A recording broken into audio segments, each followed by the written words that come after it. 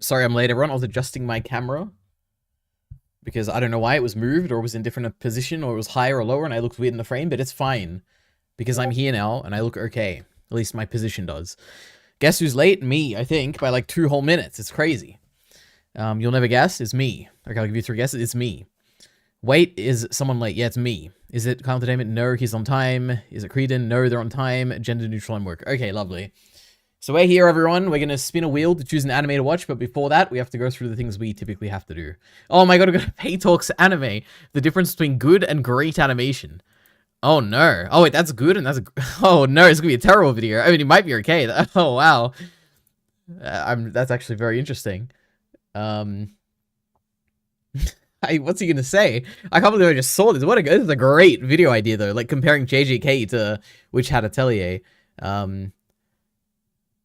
Okay, we're definitely gonna have to watch that. Anyway, I just got so distracted. We'll go through Twitter, see what I've tweeted the past week. Anyway, spin the wheel. I will be. Guess what? Oh no, I won't. We'll see. We are gonna be spinning a wheel. That is true. Typical. Let it be known Heath was late too. True. Okay, and Heath is here dabbing. Yes. All right. We got to get through all this. So. My Brush Buddy video, we talked about that. Rich A's dub performance, we love it. This is cool. We talked about streaming. Okay. Bacon put out a video. This was very cute. I like this. I assume it's about his trip to, I guess it said the US or something. And it was very cool. It was just him and his friends hanging out and stuff to music, and Bacon was singing. Or maybe it wasn't Bacon. Maybe it was someone else who just sounded like Bacon. But to me, it sounded like it was Bacon, so it was really cool. It's got lyrics and everything. Good video. Go watch it. Yeah, then I had my poll, which we're probably going to talk about a bit. I have watched Journal with Witch, which is the anime that I chose that I wanted to watch. I made a review about it, so go watch that. But we'll talk about it when we get to it. And Lost in Starlight, which is a movie that I was not planning to watch, but I just watched it last night with a friend. So, you know, here we are, a movie. And then this is cool. I assume this is Mochi the Rock. Maybe it's just like a random character with pink hair though, but it looks really cool. So I retweeted it. And then wheel spin tonight on stream, somewhat soon. It was not somewhat... Well, I guess it's somewhat soon, within an hour or two. I got a bit hung up on things, trying to do some things that we'll talk about. But that's the recap.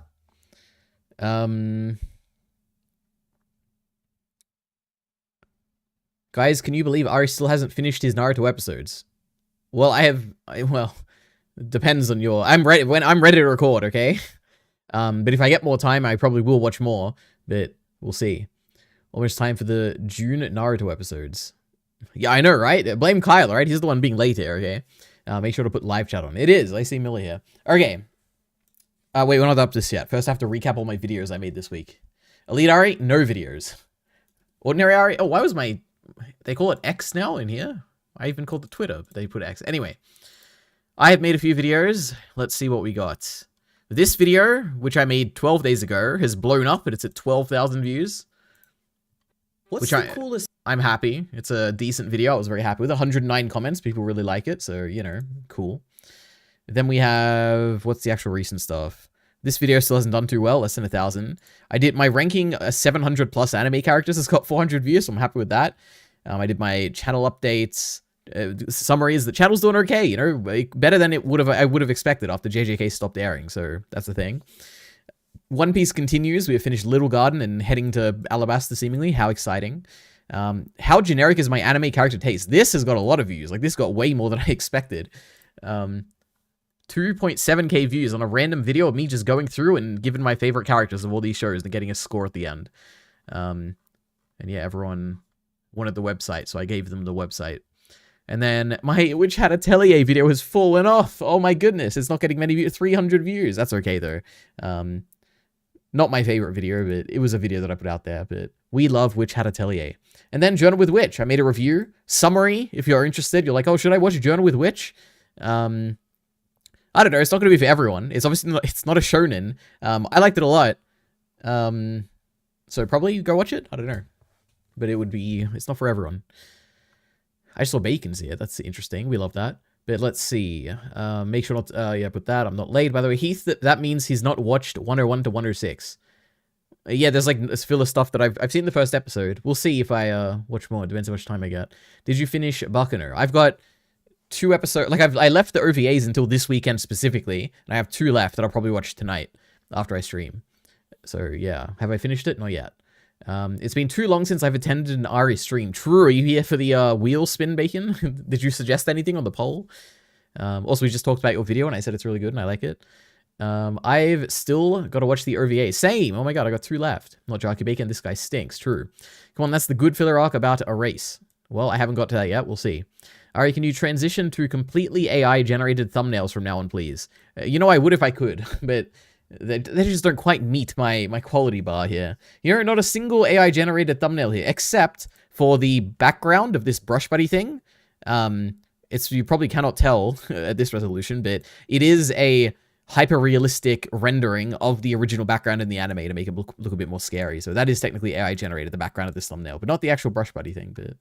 You know, there's elements which are AI generated, but for the most part, I just designed these myself. And oh my goodness, I saw that this JJK video and then another one, this one here, someone basically completely took my videos and translated into another language, and it's kind of awesome. And they like even edited my thumbnail, I'm guessing using AI to like make it in another language. It was kind of cool. So what can I say? I'm an inspiration to people. We love it. So yeah, my thumbnails are just so unique. Anyway. Ari, are you coming up with these ideas about the floor spell? Huh? Are you coming up with these ideas about the floor spell and brush buddy, or are you asking Chat? Oh, am I asking ChatGPT? No, I completely came up with both of these things. Believe it or not. The brush buddy thing was like me trying to piece together something by going on watching through all the episodes and watching every scene with brush buddy. And this most recent thing about the floor, that was just me. Literally, like that's exactly what I thought when I watched the episode, and I thought, oh, I'll make a video about it. Trying to think, has there ever been like I'm sure there's like generally the week-to-week stuff, when I try and choose something that'll be popular, ChatGPT will like filter the original, like it'll give me like a list of like what are people talking about. But I don't think I've ever had like an actual video where the thesis is like from ChatGPT or anything. Not that I can remember. But who knows, maybe one day. Ari, stand up for yourself, come on man. True, you're right. No, I just want my ideas out there, you know? The more ideas, the better. But that's it. Do we talk about this? I guess, yeah. So for anyone who didn't watch did I only announce it on my monthly, my monthly channel recap? I think I might have, which is probably a mistake on my part. I probably should have announced it somewhere else. But, okay, I'll just announce it again. We got this website here, EliteAri.com/poll. So usually you'll see this thing, which is all my like stuff you suggest. If you click on anime poll, every 2 weeks, starting now, last one was just 1 week because I just created it and I wanted to spin it today. But 2 weeks, you can suggest anime. It'll end up on this list, and then you can vote for whatever you want. So I could vote here, but I'm not going to because I don't want to alter the vote.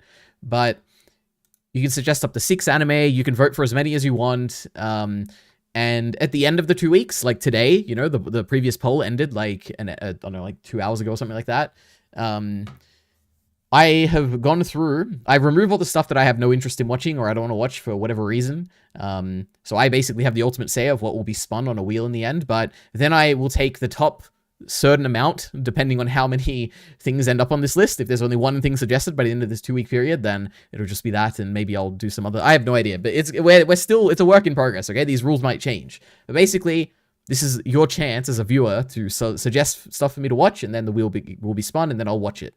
The one thing is, it has to be something short. Maximum 24 episodes. And if I see something with multiple seasons, I might remove it, or I might just decide to watch the first season or something like that, if it gets suggested. But, I think that's the most important stuff here. The most important thing to take away, if you are a viewer here right now, is that I have the ultimate say on what gets selected, okay? And I'm sure it's going to make a lot of people unhappy, but it is what it is. So for context, this is the last week's poll. There were a surprising amount of suggestions. I suspect next week we will not get this many. But there was a lot.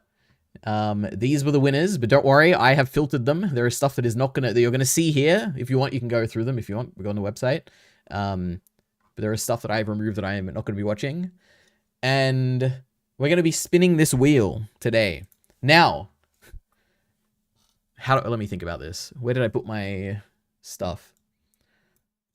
So the first thing is I actually thought of a new rule that I want to do. Now, I'm not sure. This whole voting system and stuff, I'm not sure. Initially, my idea was that I'll make it so that people can vote, for as many things as you want. I'm going to keep that element for sure. But then I thought, okay, I don't really care if, like, I'm not really doing any crazy identity tracking or anything like that. So if you really wanted to, you could vote as many times as you want. And I'm like pretty confident some people did. Like I have it, there are ways that I can obviously tell. But that was kind of the plan where it's like, it doesn't really matter to me that much because this is going to be a thing that happens every 2 weeks. So someone really has the motivation and can be bothered to do that for every 2 weeks, then I guess good for you. But that was the first thing. Now, to counter that is like, so that all the stuff on the wheel doesn't end up being the same, like suggested by the same person, for instance. The one thing I thought about this week specifically was that so essentially what's been included is I've gone through all the stuff that I'm interested in watching. Like I removed basically from this list all the stuff that I didn't want to watch, which there was quite a few, okay, for various different reasons. And then I took all of basically I wanted to get around 10, like the top 10 or whatever, or after the stuff I removed, but I ended up taking basically all of the stuff that got, after the removal, all the stuff that got 2 votes or higher, basically. And that's going to be on the wheel. It ended up with like 10 options, basically, or 11 or something like that. And then one other option I'm going to do is going to be a random selection of everything that got 1 vote, basically, after all the stuff that I removed from that section. So there is a chance that if your thing just got no votes besides you, it could still be selected. So basically, we're going to spin 2 wheels today. The first one is going to be based on a list of stuff. But I actually have a link to it. Where is it? This list here, which is stuff that got 1 vote after I removed a bunch of stuff that I don't want to watch. So you can look through this. You know, there's Pop Team Epic, Violet Evergarden, My Friend's Little Sister, Maiden Abyss, Sunny Boy, Maidens in Your Savage, Dragon Ball Daima, Porco Rosso, Inferno Cop, Flowers of Evil, Ping Pong the Animation. So these are all the 1 vote things where we're going to spin it. And one of these things will have the potential to be in a final wheel spin. So how exciting. So look forward to that. But let me read the chat quickly. Yolenta Lukina. Who was that? Oh, the thing I tweeted? Wait, I have no idea what you're talking about, but cool. EliteAri, hello. Hello. Why is Gustav's message being translated from another language? Or is that, what does that mean? There's like a symbol there. I don't know what that means, but cool. Post link in chat, please, for the poll. I mean, it's just my website. EliteAri.com/ how do I do a website link? Wait a minute. That's not the website. Wrong website, guys. I just have so many websites. For the future, that's the link. Hello, Ari. Long time since I've decided to join one of these love streams. True. It has been a long time. My goodness. But hello. He will watch Redo of Healer. Which one was that? Let me see if it's on the list. Is that the one that came first? No, I looked this up and, well, I heard initially Heath tipped me off and said that it's like a porn anime or something, but I looked it up and it is, like, I went through and I was like, oh, maybe it's not that crazy, like, but it is, out of all the options suggested here, it is the only one that is legitimately classified as erotica. And I was like, I don't really want to watch that, so I got rid of that. So I'm sorry for people who voted for that, but it is sadly not on the final selection. I'm sorry to break your hearts. But yeah. Because I don't know, the filtering system initially, when you're meant to suggest stuff to the poll, it's meant to remove stuff that is, like, not safe for work, but I guess not. I don't know. It's fine. But don't let that dissuade you, okay? Post whatever you want in the poll, and maybe one day I'll be in the mood and I'll be like, you know what? I'll watch it anyway, you know? So, I don't know, keep suggesting. Anyway. You guys are welcome. He's only doing this because he's jealous of my wheel spin. True. Thank you, Kyle. Ping pong, true. I'm gonna just get rid of the multiple voting thing. In my opinion, just get rid of the multiple voting thing. No, voting systems are very hard. Like, it's, I don't know, it's a bit, I don't know. The whole point is that I want to have a system where it's like, I don't have to randomly select from stuff that, like, no one is interested in. I don't know. It's a working, I'll keep that in mind, Miller, okay? I am thinking about this. We'll see how it goes going forward. But yeah. Any of the picks you took out that you found, any of the picks you took out that found weird, like yaoi shows or Guna bait? Not really. I think it was just, I think the only one was literally Redo of Healer because it was erotica. Nothing else because it was like, what's the word? Ecchi or whatever. Like some of them had that in the title. I don't know. We'll see the final list I selected, okay? We're not there yet, okay? We got to spin this one. All right? My goodness. Shake my head, not interested in Dog Soldier Peak. I don't remember why, but there was a reason for that, I think. If it's not on here. I don't know, but true. Pokemon Origins, that is true. Pokemon got specifically removed because, well, you'll see, I guess. But it got removed. I can say it now. I might as well say it. It is in the final kind of wheel. So I thought there's only gonna be one Pokemon thing. I don't want like multiple Pokemon things, like one in the wheel, and then because that'll double the chances of it getting selected or whatever. So I thought I'll just choose one Pokemon thing. But yeah. Redo of Healer is not porn. It's soft nudity. Still an instant classic, like original Ranma 1/2. Well, I don't know. On Mal, it's classified as erotica, so I thought, I don't know why not. But who knows? Maybe next time I'll look more into it, and then it'll still be selected. We'll see. Spin the wheel, Heimerdinger. You know what? I don't get the, wait, oh, that's a song. That's the Heimerdinger song. I get the reference. I was going to say I don't get it, but I do. Go outside, buddy. True. All right, let's spin the wheel, guys. We got to change the settings, actually. We don't want to go and, like, fight. Oh, no, why can't I select the settings? Oh, no, the website's frozen. Let me edit the wheel, please. Guys, I can't change the settings. This could be like a 2-second spin, but you know what? I guess we're going to have to do it. Okay, I can select these things. Maybe if I work my way up here. Or whatever. All right, we're just going to spin it like this. All right, get excited. So this is not what I'm going to watch. Okay, everyone, this is not, I repeat, the winner here is not what I'm going to watch. It is just going to also be added for the next wheel spin, which is the actual one that matters. Okay, so bang. Jesus Christ. Maiden Abyss, congratulations. Whoever suggested that, you're now officially in contention for this final thing. Wasn't that a very anticlimactic? Holy, but there we go. All right. Now, for the actual wheel spin, I'm going to use a website, okay? I made a very fun website, which is going to be a bit different. Just for fun. Also, I made this thing. I don't know if anyone is familiar, but every now and then I make these pages, like the character sorter, you know, stuff like this. And I thought, oh, let me make a nice hub page for this. And now we have all the different websites I've made here, you know? The anime sorter, you know, what is there? Attack on Titan.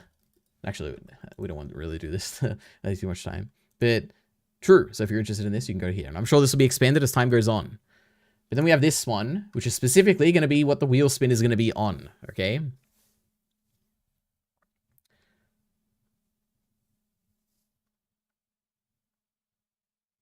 Wow, Pokemon Origins, that's cool.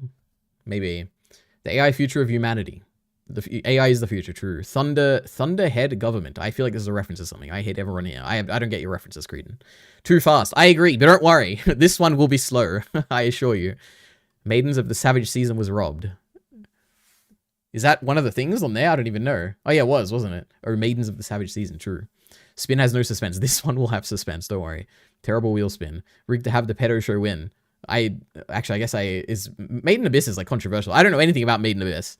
But I have heard I think it's controversial. Upsetting but true. I don't trust this insider EliteAri wheel technology. Drew is designed to cheat us. No, what is going to happen, basically, let me first let me paste in the list of stuff, okay? Where is it? These are the options, okay? What, we're going to do 10-second rounds with a 4-second speed, okay?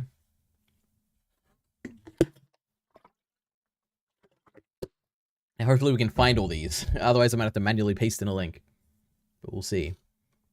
What do we miss? Pokemon the movie doesn't exist, apparently. My enemy list. Is it this? This looks like movie 2. Is it? I'm guessing the movie is movie 1.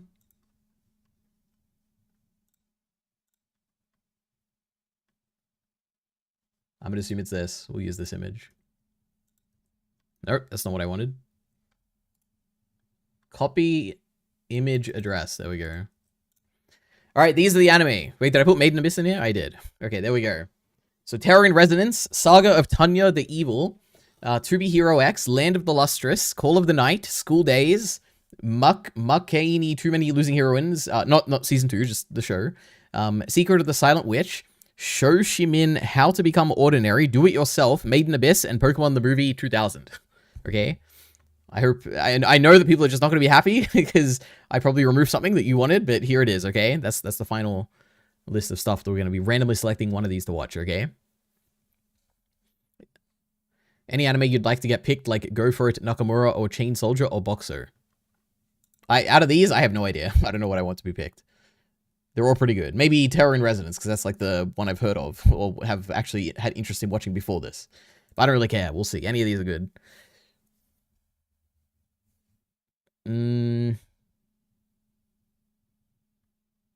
Why are people recommending Pokemon movie stuff? I assume that was you. I still assume it's probably you. This is not allowed. Pokemon Origins. That's very funny. If someone suggested the movie and you suggested the show and the movie got picked, that is very funny. That's the second Pokemon movie at least. Wait, what? I'm pretty sure it's the movie 2000. That's what I'm going to be watching. But yeah. School Days has got one good episode. Good. I can't wait to watch it. That's going to be exciting. Why did you remove Panty and Stocking? I don't remember, but either it was too long or it wasn't available and it was too much effort and it didn't get enough votes. So it was like a whole Panty and Stocking. I actually don't remember why, but there was I had some reason for it. Was it too? I think it was like too long a little bit. It was like 27 plus it was also only got one vote and also it was like not available to watch easily and there was, I don't know, it was a bunch of stuff. Who knows? Suggest it next time. Maybe I'll watch it. Who knows? Psycho Pass got robbed? True. Is that the one with like, one of them had like, someone suggested something with like 47 episodes. I don't know. Was that Psycho Pass? And I was like, okay, I guess. Yes, it's got 41 episodes. I don't know, yeah. I mean, I could just watch season 1, but I didn't really feel like it this time. But true. Anyway, I'm not going to justify all my removals here, okay? They are up to my discretion. And next time, try again, and maybe they'll be selected that time. It had 3 votes. Not to brag, but 5 out of 6 of mine are up there. That's pretty crazy. Good for you. The first Pokemon movie is supposed to be the 5th one. We made a deal. True. Only one on mine is there. So well, at least you got one, okay? Anyway, so what's going to happen, everyone, is that I'm hopefully this works. There's a chance that this just breaks, okay? But what happens is I press begin roulette, and it's going to cycle through these, and it's going to pick one. Now, the one that gets picked is going to be removed, okay? And then we're going to start the next round, and it's going to keep doing that until the last one is removed, and there's only one left, and that's going to be the winner, okay? So that all makes sense. Does everyone understand this? So you don't get annoyed when something gets selected, and then it gets removed, because that's what's going to happen here, okay? I hope you all understand this. So in total, this should take, what? It's going to take like 2 minutes to do this, because every round is 10 seconds, and there's 12 options, so how exciting. I hope we're all excited. Wheel of Death for anime. True. No one's ever watched season 2 of Psycho Pass. Well, maybe I would. Psycho Pass has 22 episodes. I had no idea. No, it has 41. That's extremely cool and suspenseful. Yeah, true. Let's go school days. Let's go. All right, let's go. Hopefully, I'm praying that this works and we don't run into an issue, but let's go. Remember, they're going to get removed one by one until the last one remains, but let's go. Oh my goodness. Oh god. Oh my god. Jesus. Removed. Saga of Tanya the Evil. And we got a voice reading it out. There you go. You happy? I hope everyone loves it. Oh my goodness, what's gonna be next? It could be anything. It's gonna be Pokemon, isn't it? It has to be. Okay, yeah, true. Pokemon's gone. Removed. Pokemon, the movie 2000. Goodness. I'm just on the edge of my seat. It could be anything. What's gonna be next? Cold at Night? No. Oh no, it's getting close to Terror in Resonance. I wanted that one. Rip. All right. Removed. Terror in Resonance. Oh my god, I'm so nervous. Oh my goodness. It could be anything, literally. It really gets slow at the end, doesn't it? Uh-oh. Rip. Made in Abyss. Removed. Made the in whole Abyss. whole wheel spin was pointless, but there we go.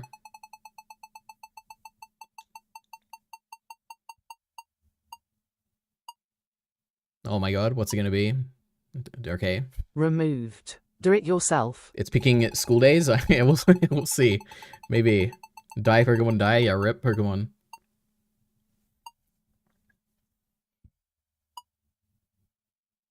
Removed. What got removed? Oh, Call the Night. Call of the Night. Oh, rip. And it doesn't speed up now that there's more of them. It'll still take 10 seconds. Oh, a few of them. 10 seconds. Uh-oh. Oh. Removed. Shoshamine, How to Become Ordinary. I'm so sorry to break your heart, whoever suggested that. 5 to go. This could be the one. School Days is gone. I can tell. Honor to be her ex is gone. Honor Makine or whatever. Removed. McKean, Too Many Losing Heroines. It is going to be School Days, Season isn't it? 2. Oh boy. No, it's going to be Secrets of the Silent Witch.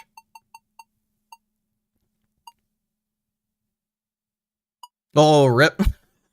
Removed. That sucks. Days. Rest in peace, Kyle. My goodness. To be Hero X is winning. I can feel it. Maybe. It's getting there. Uh-oh. He might actually be in the final. round. Oh my god. Removed. What's Secrets it gonna be? Of the Silent Oh no. Witch. I'm so nervous. It literally could be To Be Hero X. I mean, it could be either of them, right?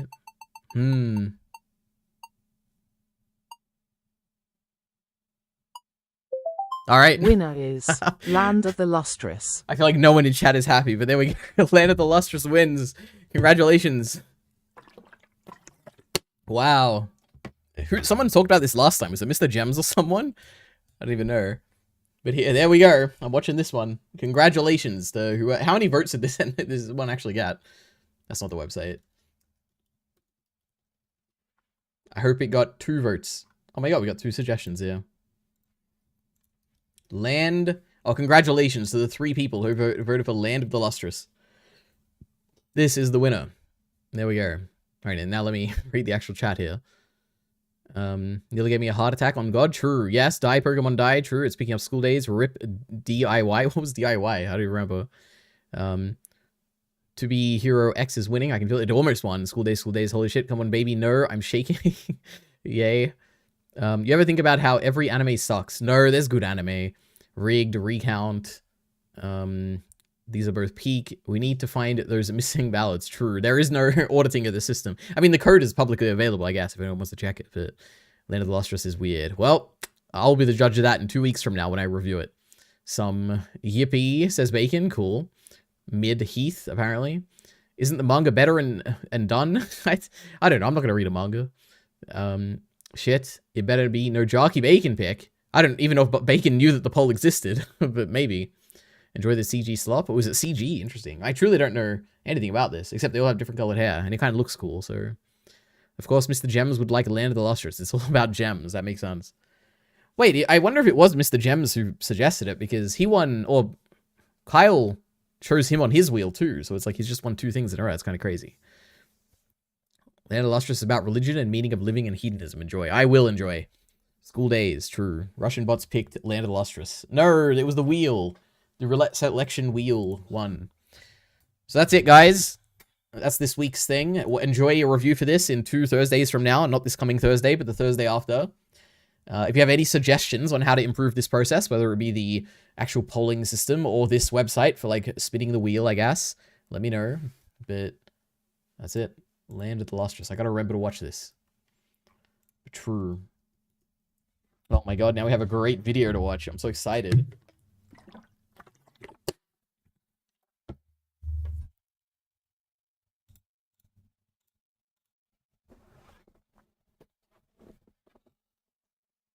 It's like Steven Universe. Well, I haven't seen that. But people like Steven Universe, right? I've seen the song from Steven Universe in Dragon Ball Z Abridged. All I wanna be is a dad who gets to see a Super Saiyan. That's from Steven Universe, right? Mr. Gems is well-defining. True. 10 viewers. They're all here for the wheel, but they're all going to dissipate now that I watch a Pay Talks Anime video. Unless Pay Talks Anime himself is here right now. Who knows? But he's not going to be happy with me if he is, because I'm probably not going to like this video, but that's okay. Bible Black's got it next time. What the hell is that? My goodness, where is it? Bible. You know what? I'm not going to Google it in case Mill's trying to troll me here. Let me Google it somewhere else.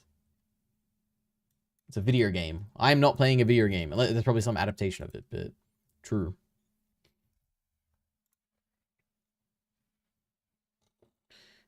Guys, why are we voting in seasonal anime that won't even be over when Ari spins it? True. Genius. I don't know. Oh my god, we got this Websites Eating Your Hobbies Alive video by Mother's Basement. You can watch that too, but... we got some videos recommended. Anyway, so, for this, the difference between good and great animation. I'm going to hypothesize, okay, for a second here. I think the point he's going to be making... Now, based on the thumbnail... See, this is an interesting meta surrounding this video, okay? A very interesting meta. Firstly, the thumbnail has a really good animated scene from Witch Hat Atelier that everyone is, like, talking about. It's, like, super cool. And it has... Based on the visuals, I feel like this is Choso versus Naoya from episode 2 of Jujutsu Kaisen. Now, in terms of sheer difficulty in animating things, I actually don't know which would be more difficult. Like, maybe it is really obvious, but they are both in very intensive sequences with many, many frames that are very difficult to draw and very high quality and detailed. So on like a difficulty sense, I feel like they're both very equally difficult to produce. The Witch Hat Atelier one is undeniably a more climactic, engaging, like it is the better scene of the two, the better like action scene by far. But then we're talking about Pay Talks Anime here, who tends to have, like, I remember I've seen like a few videos of his, and I think both times or all 3 times, whatever, he has like a list of like what makes an anime good. These are the 5 things that make an anime good, and he has like an objective list of like what makes anime good or whatever. So maybe he has some, this is what makes animation from good to great. These are the 5 things you need. So maybe like that style of video, and he'll have like, you gotta have characters that are moving, and you gotta have the emotions. I have no idea. We'll see, but how exciting. Bible Black is an adult anime. EliteAri too young to watch it. True. We need to watch the Mother's Basement one. Yeah, maybe. I don't know if I can handle it though.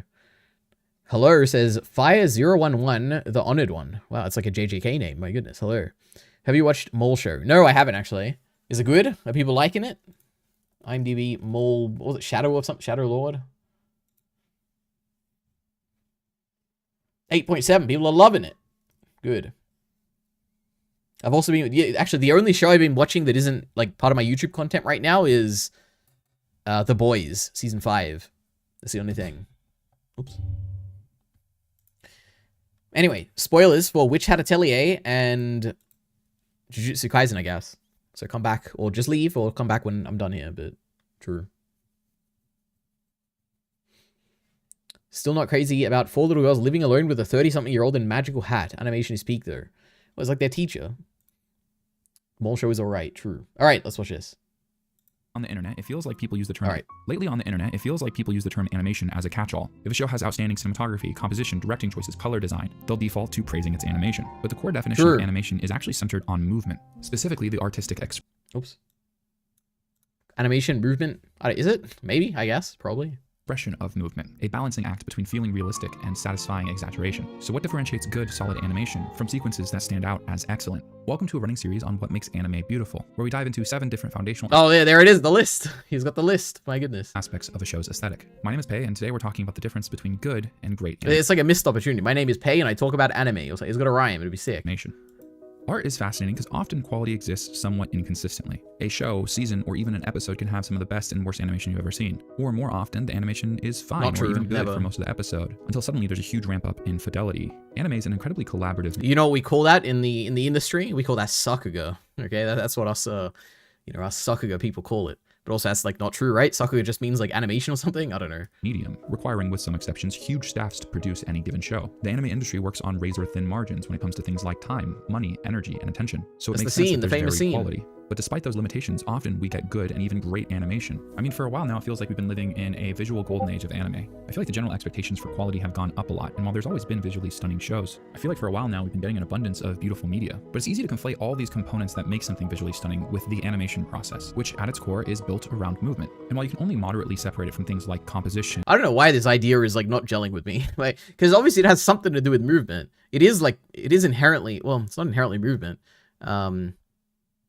I don't know. I don't know why. Like, is animation movement? Like, in order for there to be movement, like, if you draw the same thing, like, 10 times, would that not be animation? I don't know. I guess animation in effect, then in Foundation or whatever? I don't know. Whatever. moderately separated from things like composition, color design, and compositing. Animation is its own unique component. So what makes good movement? 4 things. I think it's meant to be immersive, satisfying, expressive, and clear. Audiences need to follow and feel the things a shot's trying to convey, hopefully in a way that scratches that itch in the back of their head and immerses them in the media. But great animation doesn't just do those things. It also has a component that really excels. Things like perfectly placed attention to detail, or impressively difficult shots that come together perfectly. Great animation sticks with you. Sometimes it's subtle and understated, but it's just as easily shiny and fantastic. Great animation sticks because it does everything well and something exceptionally well. And to break that down, let's start with some examples. Animation I'm so that's stuck with excited. me through the years. My niece is coming up on 2 years old and loves Ghibli films. Specifically, my I haven't Totoro seen a and single Kiki's Delivery Ghibli Service. film. And my Wait. brother, as a Isn't it pronounced Ghibli, by the way? But no, true, I haven't seen any, so I can't comment. Result has been rewatching tons of Miyazaki's old work, and he shared just how much he felt it holds up under rewatch and scrutiny, time and time again noticing new, fantastic, tiny details. I think we're talking about fundamentally I don't care about this. I want Witch Hat and JJK, which is coming up, I guess. More show was alright? Cool. People call Magic Hat Magical Gojo, but Magic Hat was made before JJK. True. Excited about teaser trailer for Kagurabachi. I watched that last time, and I thought it looked okay, I think. I don't know. excellent animation. We're almost there to the Miyazaki's a JJK fantastic bit. example. From the scene in Spirited Away where Chihiro is sneaking out of the bathhouse early, where she pulls the socks out of her shoes, slips them on, and then taps the tip of her toe before continuing on. Or in Princess Mononoke when San stops the blade in front of Ashitaka's throat. I love the way the light catches as the blade shifts just slightly. There are so many scenes of animation that have stuck with me from Miyazaki's films, because while they're immersive and clear to follow, they're incredibly expressive and satisfying to watch. They do the first two well, but the latter two they do extraordinarily. Starting in the mid to late 2010s and progressing into the early 2020s, we saw a huge influx on beautiful animation. It felt like every show and movie was doing something fantastic. The standards were so high, with ambitious clips being taken and successfully executed, to the point where they kind of lost the forest for the trees. Hard doesn't necessarily mean good, especially when it means cutting corners in other areas. Difficulty was pursued for the sake of it. Jujutsu Kaisen's a show I consider to be very well animated, but there are absolutely moments in the second and third season that I felt like lost track of clarity as a priority in animation. Like this scene, where a character is actively running away. Oh no. Unless I'm not understanding, this is the part where, like, Naoya is being overwhelmed by the blood, and the whole point is that he's disoriented and confused, and he has no idea why Choso has so much blood, and he's, like, freaking out, and the whole point is to be confused, right? He's not going to say that that's, like, confusing, right? You can follow that, but it's hard to actually envision how he's running away. Often in the pursuit of making something extraordinary with such limited resources, you can lose track of some of the foundation. But that being said, sometimes it still really hits. It seems like modern anime has really prioritized the shiny moments, like the fight between Stark and the dragon in Frieren. But some fantastic. That was really good, by the way. I have seen that scene. Animation has a special place in my heart, like this scene where Frieren jumps off her bed and crouches enthusiastically looking for a gift in her case, or this scene from Naruto where he— Oh my god, what is this? I wasn't expecting Naruto stuff midway through. Holy. Clip. So before we dive any deeper on the two primary examples for this video, I want to start exploring what good animation is, what people who've dedicated their lives to this pursuit have come up with, which leads us to the 12 principles of animation. All right. I feel like I've seen a million videos about this. I just want to see the bit where he talks about how Witch Hat is better than JJK. But I probably should watch the whole thing, shouldn't I? I don't know. Oh, yeah. Yeah, a 1-year-old can definitely love films from a specific studio. I mean, that's probably true, right? Like, there's probably a lot of... Not a 1-year-old, definitely not. Like, a 3-year-old would probably be able to tell, like... Like, they probably like Pixar movies, right? Compared to, like... I don't know, like a non-Pixar movie. I have no idea. Ghibli films are great. Last one I watched was about a girl falling in love with a river. Good stuff. How exciting. I want to watch a Ghibli movie one day, and I will, but I haven't yet. Ever show a movie? Like 1 or 2 a season at max. True. Except for when there's a bunch of really good anime in one season, right? Excuse me. Spirited Away. Interesting. Okay. That was... from a June Naruto episode. I don't know what that is, but okay. Oh, June, like coming up in June. Okay. Naruto is a show about sandals, I believe. Maybe. Yeah, Pixar. See, Kyle gets it. Magical Gojo is not even done and is already better than JJK. I agree. All right, let's continue.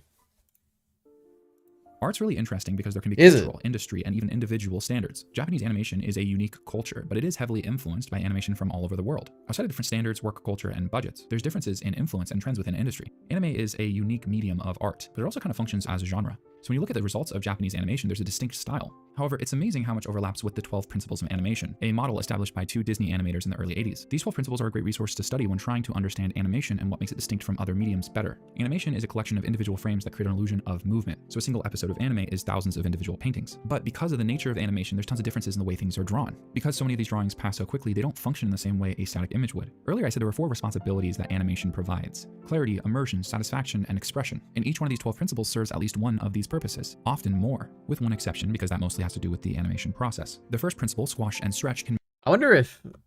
I'm probably guessing not. Like, I don't know. It's so interesting to me. Like, they just have these things that are, like, things to you that, like, they have to fall within these, like, things. I don't know. I was gonna say, I wonder if he's ever done, like, unscripted content before, but I guess not. I don't know. What an interesting guy, Pay Talks Anime. He makes engaging videos, right? Process. The first principle, squash and stretch, can make movement more satisfying. It helps with immersion by indicating weight and material, and it's often used in an expressive way, tying into another principle we'll get to in a minute, exaggeration. There's a YouTube channel called Alan Becker Tutorials that has great videos exploring each of the 12 principles of animation. And I think you can take those 12 principles and categorize them as to what practical application they have. Anticipation, staging, follow through and overlapping action, and slow in and outs provide clarity. Squash and stretch, timing and motion, arcs, secondary action, and solid drawing are immersive. And 8 of the 12 can lead to a satisfying animation. Add another one and you cover expressive animation. The first episode of Jujutsu Kaisen's 3rd season is visually stunning for a multitude of reasons, predominantly involving its style, but there are tons of great examples of animation techniques from the 12 principles. Take this scene that's less than 2 seconds long that demonstrates 6 different principles. Itadori flying across the room is represented in 5 drawings, which demonstrates timing and motion, a loose rule that says less frames is faster. The rubble, like the extra bit of wall that slides out at the end, the cracks in the sides, and the dust from the debris all indicate secondary actions. The electricity following Itadori exaggerates the kind of magical aspects of this scene, and in conjunction with the dust cloud functions as a follow-through, and all that secondary action and follow-through eases out, helping a lot with clarity in the scene because it's easy to miss the 5 frames of Itadori flying across the room. All of this while engaging with great solid drawing. I think this is a really strong example of good, maybe even great animation. But there's a scene from the recent release Witch Hat Atelier's 5th episode that is just jaw-dropping. That's right. A prime obvious example of outstanding animation. Amen. Really, I've seen and even participated in a lot of This is the bit I wanted. Talk about Witch Hat, and Witch Hat's really good. So we're going to talk about how great it is. I'm going to be happy. All right. This is riveting. True. What can I say about this video? This is exactly what I expected from a Pay Talks anime video, which is that it's fine. It's pleasant to watch. It's like nicely edited. It's got a nice narration. I think the idea, the fixation with having lists of like objective things are just it's a bit silly to me. But you know, a lot of people probably agree with him. And he's about to talk about how Witch Hat Atelier is great. So I love him for that because Witch Hat Atelier is great. Main complaint with Magical Hat, despite the little kid and adult bullshit, is that Coco always annoying the one person that genuinely hates her. I got just leave her alone. True. Feels like an essay you make for school. Hey, I made one of those videos. No, this does not feel like an essay. I mean, maybe this was like this would not qualify as an essay for school though. It would not do very well. This is definitely a video essay to me, which isn't like a bad thing. Like it's the form of the writing or whatever is like for a video specifically. I don't hate this video. I just don't like the listing stuff. But that's just who Pay Talks anime is, okay? But let's keep going. of hype around the new release of But spoilers, guys. Witch Hat's gonna spoil a big scene. Chat Atelier. It's a mixed bag, mostly positive, and kind of too early on to make any overarching claims, but already it's done a couple things really fantastically. The visuals are absolutely gorgeous. It's literally the inspiration for this series, and that's especially true of a specific scene in the 5th episode. There's not really a way to talk about this scene without soft spoilers, so for anyone that needs it, spoiler warning up to episode 5 of Witch Hat Atelier. A quick explanation of the setup is a group of apprentices find themselves in a dangerous position against a dragon. It keeps getting bigger and they're not equipped to deal with it. Then at the height of the danger, their teacher shows up and swoops in to save the day. Now this scene can be broken up into 3 different sections: setup, casting the spell, and the payoff. The first scene we get is Keyfree navigating a giant dragon with a child in his arms. One of the most interesting ways we get movement in this show is the use of their kind of magic rocket booster shoes. There's generally a steered chaos in the way that they're used to fly. This is a very dynamic way to start and something to pay attention to I don't know if steered chaos is at all how I would describe that. But okay. throughout this entire scene is the way they play with camera movement and how they guide your eyes, often keeping the focal point in the center of the screen. That's true. The next cut is all about immersion, the ridiculous velocity as they fly upwards, using passing clouds as a way to transition between the 2 shots. This was still part of the setup like I was talking about before, but I love the way that the camera shifts twice as he finishes drawing that circle before zooming in. It's dynamic and easy to follow, emphasizing the kind of emotions the audience is supposed to be feeling. These have already been great, but they're setting up something even better. And this one's the real showstopper to me. Keyfree coming out of the clouds, having cast his spell, ink flying all around him. They cut the music and sound effects to emphasize the clouds below him dispersing. Then there's secondary action and the clouds behind him becoming droplets of water. This is a very cool and effective way to transition between scenes. What would normally be a jarring close-up on eyes made easier because of what's in the foreground, giving us a much-needed contrast in color to match the dynamic camera movement. This, in conjunction with the bullet time, sets up the next part of the clip, when the water changes color, which then gathers into a dragon of its own, where we get our second jaw-dropping shot, but the giant monster Keyfree was avoiding in the opening is now dwarfed in comparison. Animation as a medium has always held a very dear place in my heart. Growing up watching Naruto music, oh my god, I get scared of Naruto stuff. And Avatar: The Last Airbender set pretty high standards for me. So it feels like I've carried Okay, maybe Naruto gets really good animation at some point. Okay, interesting. those scenes that stick around in my brain my entire life, where the animation does everything well and a couple things really well. In reality, the beauty of any project is actually an amalgamation of tons of different components, but the foundation is the way movement is animated. And I don't think that love for this medium will ever go away. We're seeing breakthroughs all over the world involving animation quality, and because of its inherent nature as an imagined and drawn world, Is he going to say, and the next innovation is AI? There's no way he's going to mention it, right? That would be very funny. there's just so much room for expression and creativity. I've talked about this quote a lot in the past, that art is a lie that tells the truth. And there's few places where that's more true when a drawing can feel more real than anything you could capture on camera. There's nothing realistic about Ashitaka's anger causing his clothes to ruffle with wind, except for maybe the way it moves. I can tell. The next thing is going to be a Naruto example. It does feel right, but that exaggeration almost feels more true to that feeling than anything else. No This is examples. one of many fantastic animated Very good. scenes that I've had the privilege to experience. So cheers to the carefully crafted moments that stick with you. the fabrications that feel so real. If you enjoyed this video, consider going and check. You know what I think? I think Paytalks Anime needs to become a One Piece anime YouTuber. And then he will have 10 million subscribers and he'll have an infinite number of things that he could make videos on. And wouldn't that just be lovely? And Miller would be happy. And it'd be great. But I don't know what to say. The real reason, you know, putting aside all this nonsense, the real reason this scene is so cool is because goddamn, the music is sick. And oh my god, there's a dragon and it's bigger than the smaller dragon. And those two things make it like the best scene ever. So true. And I made a video about it too, but it wasn't as successful as this with 36,000 views, but that's okay.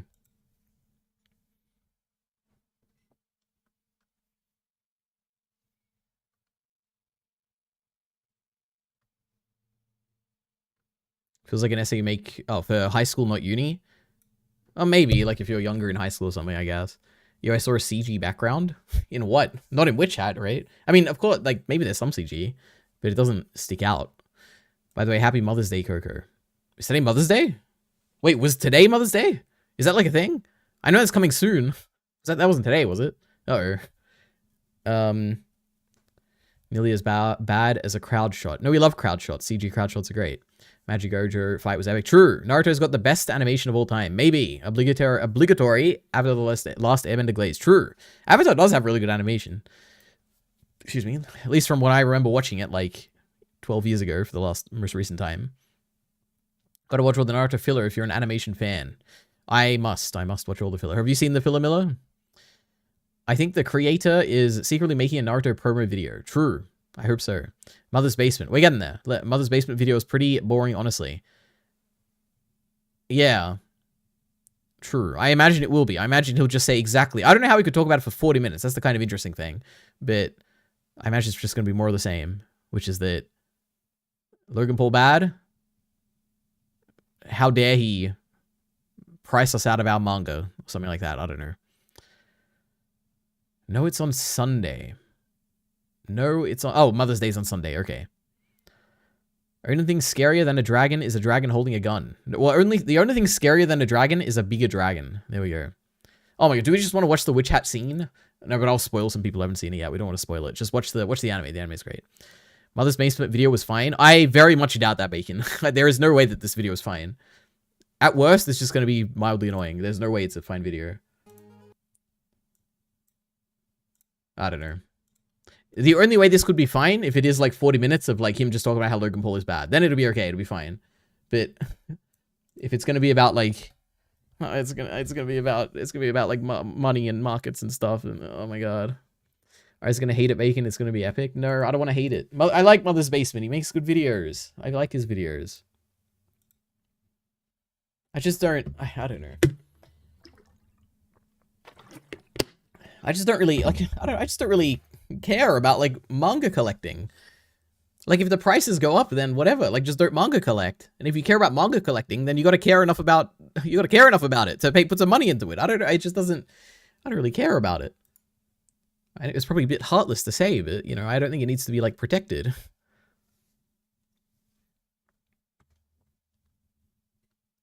To be fair, every anime has a dragon, so it's not that spoilery. Yeah, but the scene itself is so cool. I mean, he does explain supply and demand at one point. That's what I wanted. There we go. True. Because if there was... Well, with supply and demand really... The thing is, I don't know. In my opinion, it's like... Oh, God. Like...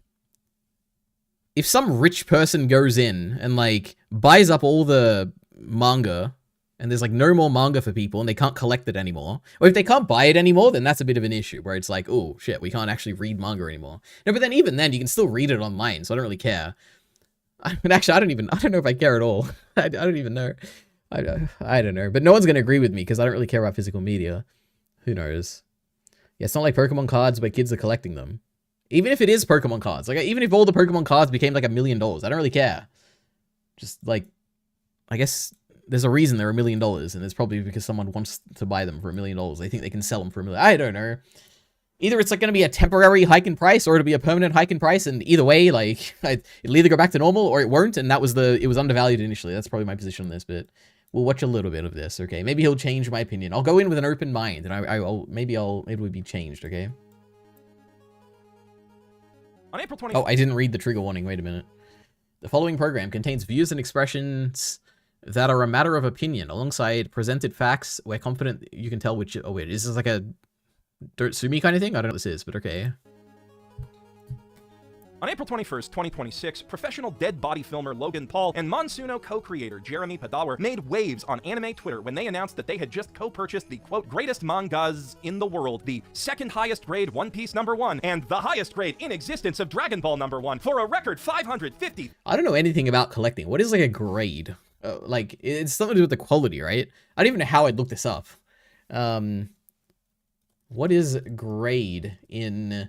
What do you call it? In... collecting? Coin grading? I guess it would be related to that. Determining the grade or condition of a coin. One of the key factors in determining a collectible value. I guess this is based on the assumption that people value things better if they're in better condition. Is that true? Does that like hold true across like very rare things? I don't know, probably, maybe. But okay, so grade has to do with quality, I guess. We're learning. Thank you, Mother's Basement.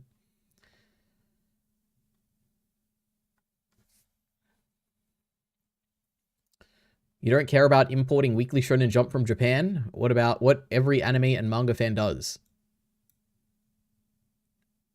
No, sadly not. You know, I don't care. I'm so sorry. I agree with you, EliteAri, and I'm the smartest guy here. That's good. I'm glad you agree. You should watch a Jarky Bacon video instead. What a shame. I have actually already watched all the Jarky Bacon videos, except I actually haven't watched the latest podcasting, I don't think. Oops, Jarky Bacon. I need to remember to do that. I need time. I need to watch 2 more Baccano episodes. But true. We've seen them all. Because you're a jobless bum who can't buy anything anyway, says Heath. True. Thank God for that disclaimer. Phew, true. He's saving us. The grade is based on scratches and marks on the card. Yeah. It is interesting to me. Like, why do people... Well, I guess it depends, right? Like, if you're buying... Isn't there a thing... Like, this is probably just like a meme, or maybe it's just in movies or something like that, but couldn't it be that, like... No. I don't know. I was gonna say, like, if something has a certain degradation to it, then it could be valued more or something. Like, if there's like a coin, and because of the way that it like, it's like a very rare coin, there's only like 3 of them, but like, well, there's like only like 10 of them, and all the other 9 are like kind of normal, but this one has like a weird, like the face eroded in a certain way that it makes it look like Obama or something, and that could be worth more. Where like in that case, the grading of it would be contrary to like what you'd expect, where it's like, because it's a lower grading, it's worth more. Or is that like all encompassed in the term grading? Like, I don't know. Grade is literally how they measure quality and value. What if quality and value like contradict though? Like, they're not inherently the same thing, right? But true, that probably is what it is, right? It's like the picture, is the picture straight or aligned correctly? Yeah, I think I get the gist of it. I think I get it. I've got like 10 bucks in her life. What are you doing here, Bacon? Go watch it. Oh my goodness, you got till tomorrow. My God. All right, let's keep going. $1,000. First appearance of Goku and Bulma, which isn't even true. Toriyama teased Goku at the end of Dr. Slump. Also, even if it was, it wouldn't be special because most chapter 1s are the first appearance of the main character of the manga. That's just... All right, wait, I gotta go back. What did the tweet say that was so triggering? Wait, maybe it is bad. I didn't actually read it. Proud owner of the greatest mangas in the world, in my opinion. That's very funny, put in my opinion, true. One Piece chapter 1 9.0. What does that mean? 9.0. I don't know what that means, but okay. One Piece chapter 1 9.0. Second highest grade in existence, Pop 3. I don't know what that means either. First canon appearance of Monkey D. Luffy. That's the main guy in One Piece, right? One Piece is the #1 selling manga in the world at 600+ million copies. Wow. Thank you, Logan Paul. Dragon Ball chapter 1 9.2. Oh my God, that's even higher. Highest grade in existence, Pop 1. Purchased for a record $550,000. First appearance of Goku and Bulma. The manga journey has begun. Okay. highest grade 50. That's not that bad. Chapter 1s are the first appearance of the main character of the manga. That's just how manga works. And it's not fucking Dragon Ball #1. It's Shonen Jump 1984 number 50. I'm falling into his trap again already. So immediately, anime Twitter jumped Paul's ass, pointing out all those errors in his tweet, and then some. What?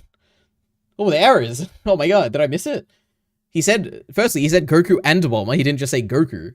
But, what did I miss? Wait, All the errors. Appearance of the main character of the manga. That's just how manga works. And it's not announced that they had just co-purchased the, quote, greatest mangas in the world, the second highest grade One Piece #1, and the highest grade in existence of Dragon Ball #1 for a record $550,000. First appearance of Goku and Bulma, which isn't even true. Toriyama teased Goku at the end of the I assume what he means is it's like the first time Goku and Bulma appeared in the story, right? Right? Like, obviously, that's what he means in the tweet. But okay. Dr. Slump. Also, or maybe not. Maybe it's like some weird collecting thing that, like a terminology I'm not familiar with, so fair enough. Maybe this is what he's saying, but I feel like as a plain reading, as a non, like, I don't really know much about this, I would assume that he meant like the first time they show up in the story, right? But I don't know, maybe not. even if it was, it wouldn't be special because most chapter 1s are the first appearance of the main character of the manga. True, that is true. And it's not fucking Dragon Ball #1. It's Shonen Jump 1984 #50. I'm falling into his trap again already. So, is that why it had, under the 9 thing was the grading?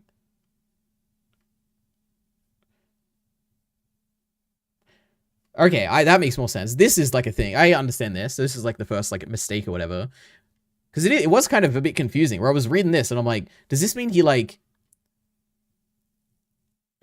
he says he got the greatest mangas. Is it like one volume which has both of the things in it? Or is it, because he has 2 pictures here, I'm guessing it's like 2 separate ones. And then each one has like, this one has the first chapter of Dragon Ball, this has the first chapter of One Piece, I guess. So true, he's confused me. I'm on Mother's Basement side this time. Oh my goodness. I'm working, says Bacon. That makes sense. You just know Bakuno is getting 2 times speed? Maybe. Quality and value is subjective. True. So they can make them align easily and with whatever arbitrary parameter standards they set. It's like a weird... I don't know how you do that. But damn. Yeah, I guess it happens every day somehow. But cool. 50... I'm falling into his trap again already. So immediately anime Twitter jumped Paul because most chapter 1s are the first appearance of the main character of the manga. That's just how manga works. And it's not fucking Dragon Ball #1. It's Shonen Jump 1984 #50. Right. Falling into his trap again already. So immediately anime Twitter jumped Paul's ass, pointing out all those errors in his tweet and then some. I myself chose to focus. All those errors? There was one. And then the other one was like kind of not really an error at all, but okay. Loser behavior. Nobody wants you using our hobby for the next pump and dump. Also, the plural of manga. Manga is manga. Is that true? I actually don't even, I mean, it probably is. I'm just being so nitpicky. Oh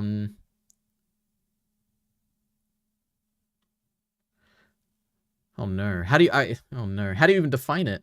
Like, is there some linguistic rule in English where it's like, if it ends in an A, it has to have like it can't have an S at the end or something? Oh, I know the best way that Mother's Basement would hate this. We asked ChatGPT. Wait. What is the plural of manga and how, and what is your evidence?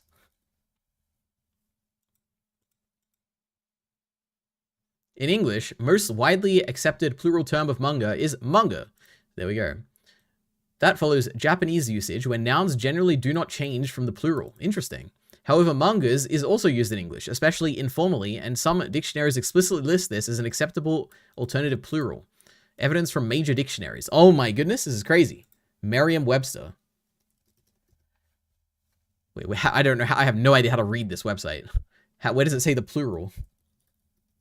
Plural. Manga, also mangas. Okay, so it's valid in this dictionary. What about Oxford Learner's Dictionary?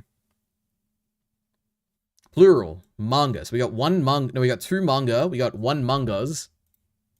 And then whatever the hell this is, we've got... Where's the plural? Plural. Manga. So it looks like manga wins. Mother's Basement is proven correct once again.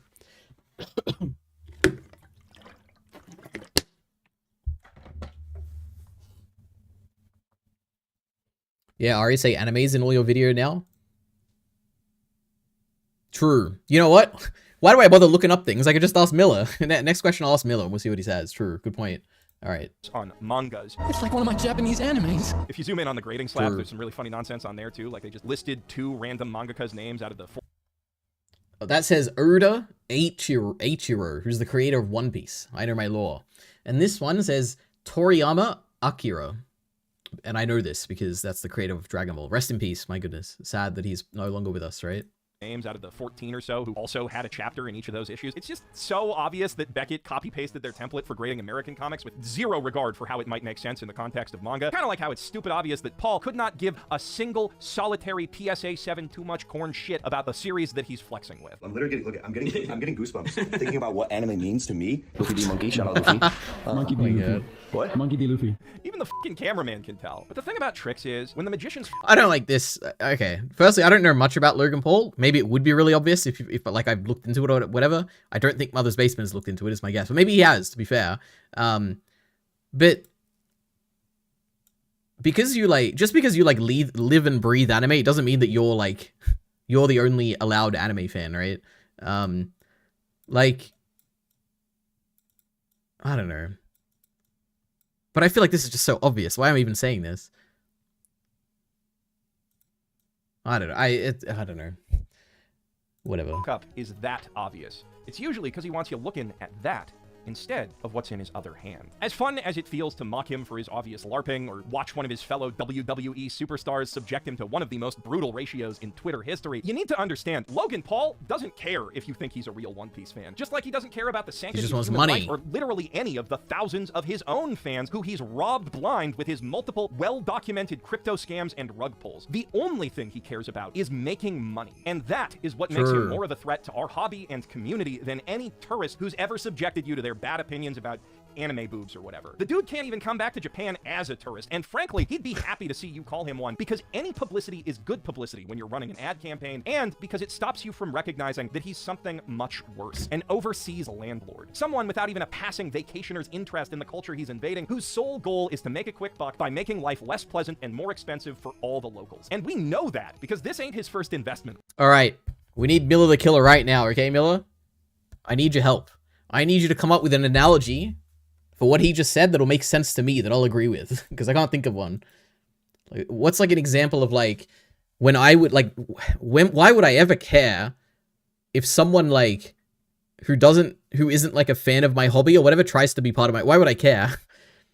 Like, why would I care if someone is whatever an overseas landlord or whatever he just said? Like, why on earth would I care whatsoever? Like, there has to be some analogy that would like, oh, I get it, I get the feeling, it makes sense, you know. But nothing. I just can't imagine giving a fuck about this. Like, why would I? Why? Like, I'm a manga fan. I'm an anime fan. I don't care if Logan Paul buys the first copies of these things and is like a fake fan or whatever. Like, that doesn't bother me at all. Like, what would be the equivalent? Like, would it be if someone, like, I don't know. Like, there has to be some analogy out there. I don't know. I have no idea. But true. We got to get rid of these tourists, says Kyle. True. Remember the anime men? No, they made up, right? They made a video and apologized. The worst insult. Why am I getting? There's so many messages now that just have a translation, like a button next to them. So I think they're automatically being translated into English or something. Oh, they are. They literally are. Kyle misspelt tourist, and then the translate thing spelled it correctly. Wow. The worst insult of all, landlord. True. Not a landlord. Fuck off, Miller. Miller hates Mother's Basement. Oh, I need him to make the point well.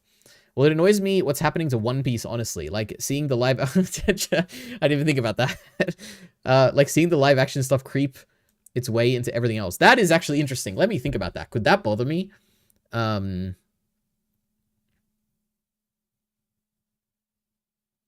Like, that's actually that's a way better example than what he said. But, like, if there was a show and I really liked it and I was a big fan of it, and then something got, like, an adaptation of it got made, and now whenever you talk about it, everyone only ever talks about that adaptation, and no one cares about the original. But I feel like that even wouldn't really bother me, because I'd be like, oh, they just, like, it's like a separate thing. Like, it's not that my thing got replaced. It's like, this thing exists and that separate thing exists, and more people like the separate thing. I don't know. Maybe not. Bacon's got one. Let's see. You want to rent a flat? That's what I'm doing right now. Oh my god. Or renting an apartment, right? Is that what a flat is? I don't know. But all the landlords that don't live in your country have bought out all the other flats, but they don't... Wait. But all the landlords that don't live in your country have bought out all the other flats, but they don't live in the flats, so then inflates your rent because it reduces the supply of housing. So this is like similar to the scalper argument or whatever, right? Which someone brought up last time. Trying to think, would that I don't.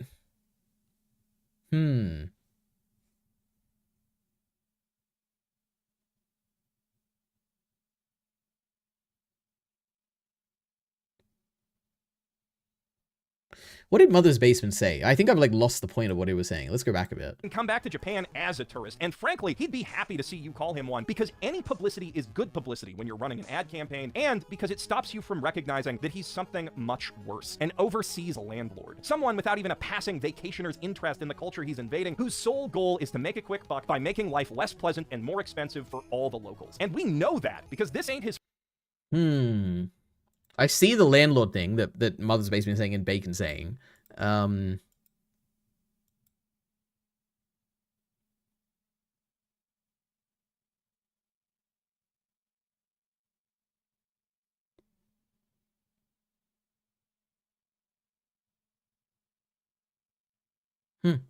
don't know. I feel like it just doesn't bother me. Like, the landlord case matters because it's like, well, it depends. Like, if you need somewhere to live and the price of housing is high, then that would, like, affect your life. Because it's, like, necessary. But, like, for any other case, like in entertainment or whatever, like, I don't think I would, I can't imagine the analogy would ever extend to that. Because, like, if I can't, like, maybe the difference is that I don't have, like, a thing. Like, maybe if a Mother's Basement and, like people that are, like, really into anime and manga, like, more so than me, maybe, like, anime and manga is their whole identity or something. So it's, like, if that is your whole identity, and then you have, like, nothing else in your life, not in, like, a bad way, just, like, this is, like, your biggest thing. Like, it is your sole thing. Then maybe that would be, like, a thing where it's, like, oh, I feel like an attack on this field is like an attack on my identity or whatever. Like, maybe I could imagine that bothering someone, but I feel like that I just don't, like, there is a distinction between, like, a house, which would be part of, like, how I exist and, like, how I live my life and all that, versus, like, manga collecting or anime collecting, which is, like, not really part of, like, who I am and how I live or anything like that. I don't know. I feel like it's different. In the hypothetical future where advanced virtual reality exists, there is a period where you have a really consumable experience. The later someone buys it, it makes it exponentially harder for you to enjoy. And later someone buys it and makes it exponentially harder for you to enjoy.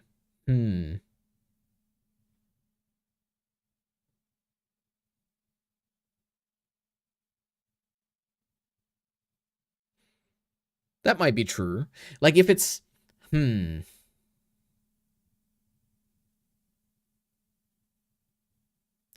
think, like, to me, the difference is... Like, I don't know.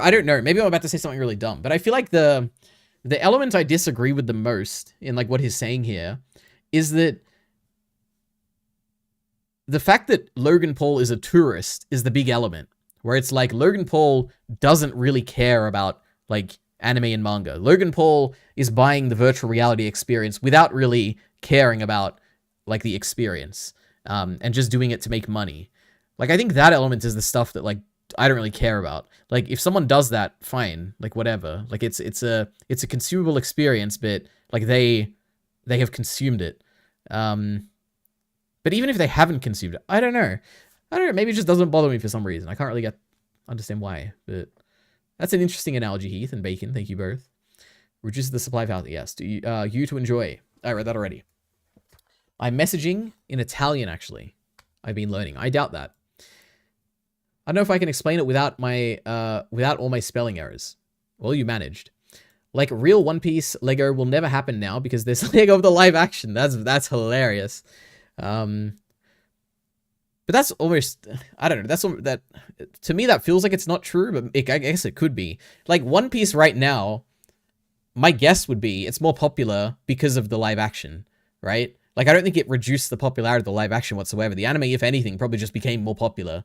Like, I can't imagine the case for, like, how it would actually reduce people's interest in it. The only case I could imagine is that someone who watches the live action and then they're only doing that because they think it's, like, quicker to get through because the One Piece anime is long. But I feel like someone like that was never going to watch the anime anyway. So I don't know. But true. I mean, like, the Pokemon card stuff is really cringe and makes the whole brand of Pokemon worse by association. Yeah, but, like, just don't care about it. Like, who cares what people think about the brand? It's like I think Bitcoin is an interesting technology. Obviously, I know that like crypto has, and actually, to be honest, let's go an even more extreme example. I know that NFTs are like, people hate NFTs and they have a very terrible like association with them. I still think they're very interesting. Like as a technology, I think it's really cool. And I don't care if people like don't like them and call them scams and like think they're just terrible and have like a really bad association. Like it doesn't bother me at all. But I could imagine how it could bother some people if they're like big NFT fans or something. But true, that's an interesting analogy, Miller. Thank you. The difference is because land to live is necessary, but manga isn't. Yeah, I guess. Yeah. Oh my god. True. Imagine the Mushoku Tensei manga got more popular than the anime and the light novel, and then 99% of the Mushoku Tensei fans read and talk about the manga and love it way more than the other versions. Now that would be funny. I'm trying to think. There probably is like a better example of this. Like maybe Attack on Titan. No, Attack on Titan, I like the anime. Mushoku Tensei is an interesting case. I don't know. That's kind of funny though.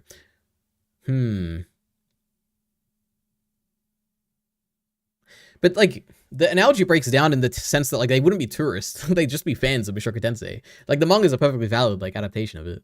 I don't know. Maybe it'd be like, oh, if someone wrote like a fan fiction of Mushoku Tensei and then that became like infinitely more popular than Mushoku Tensei and now oh, that's a good one actually. Like this is actually a really good one. If like a rewriting of a story became more popular and then people like that more than the original story, it was like a rewrite of it, that'd be annoying. But that not because of that has nothing to do with Logan Paul and anything in this video, but man, that'd be a little annoying. Like if the, you know how Attack on Titan had that ending rewrite or whatever they called it, had some fancy name.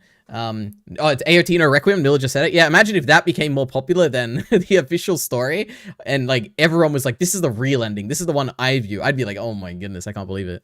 But it doesn't really relate to like this at all. But that would be a very annoying feeling. Oh my god, true.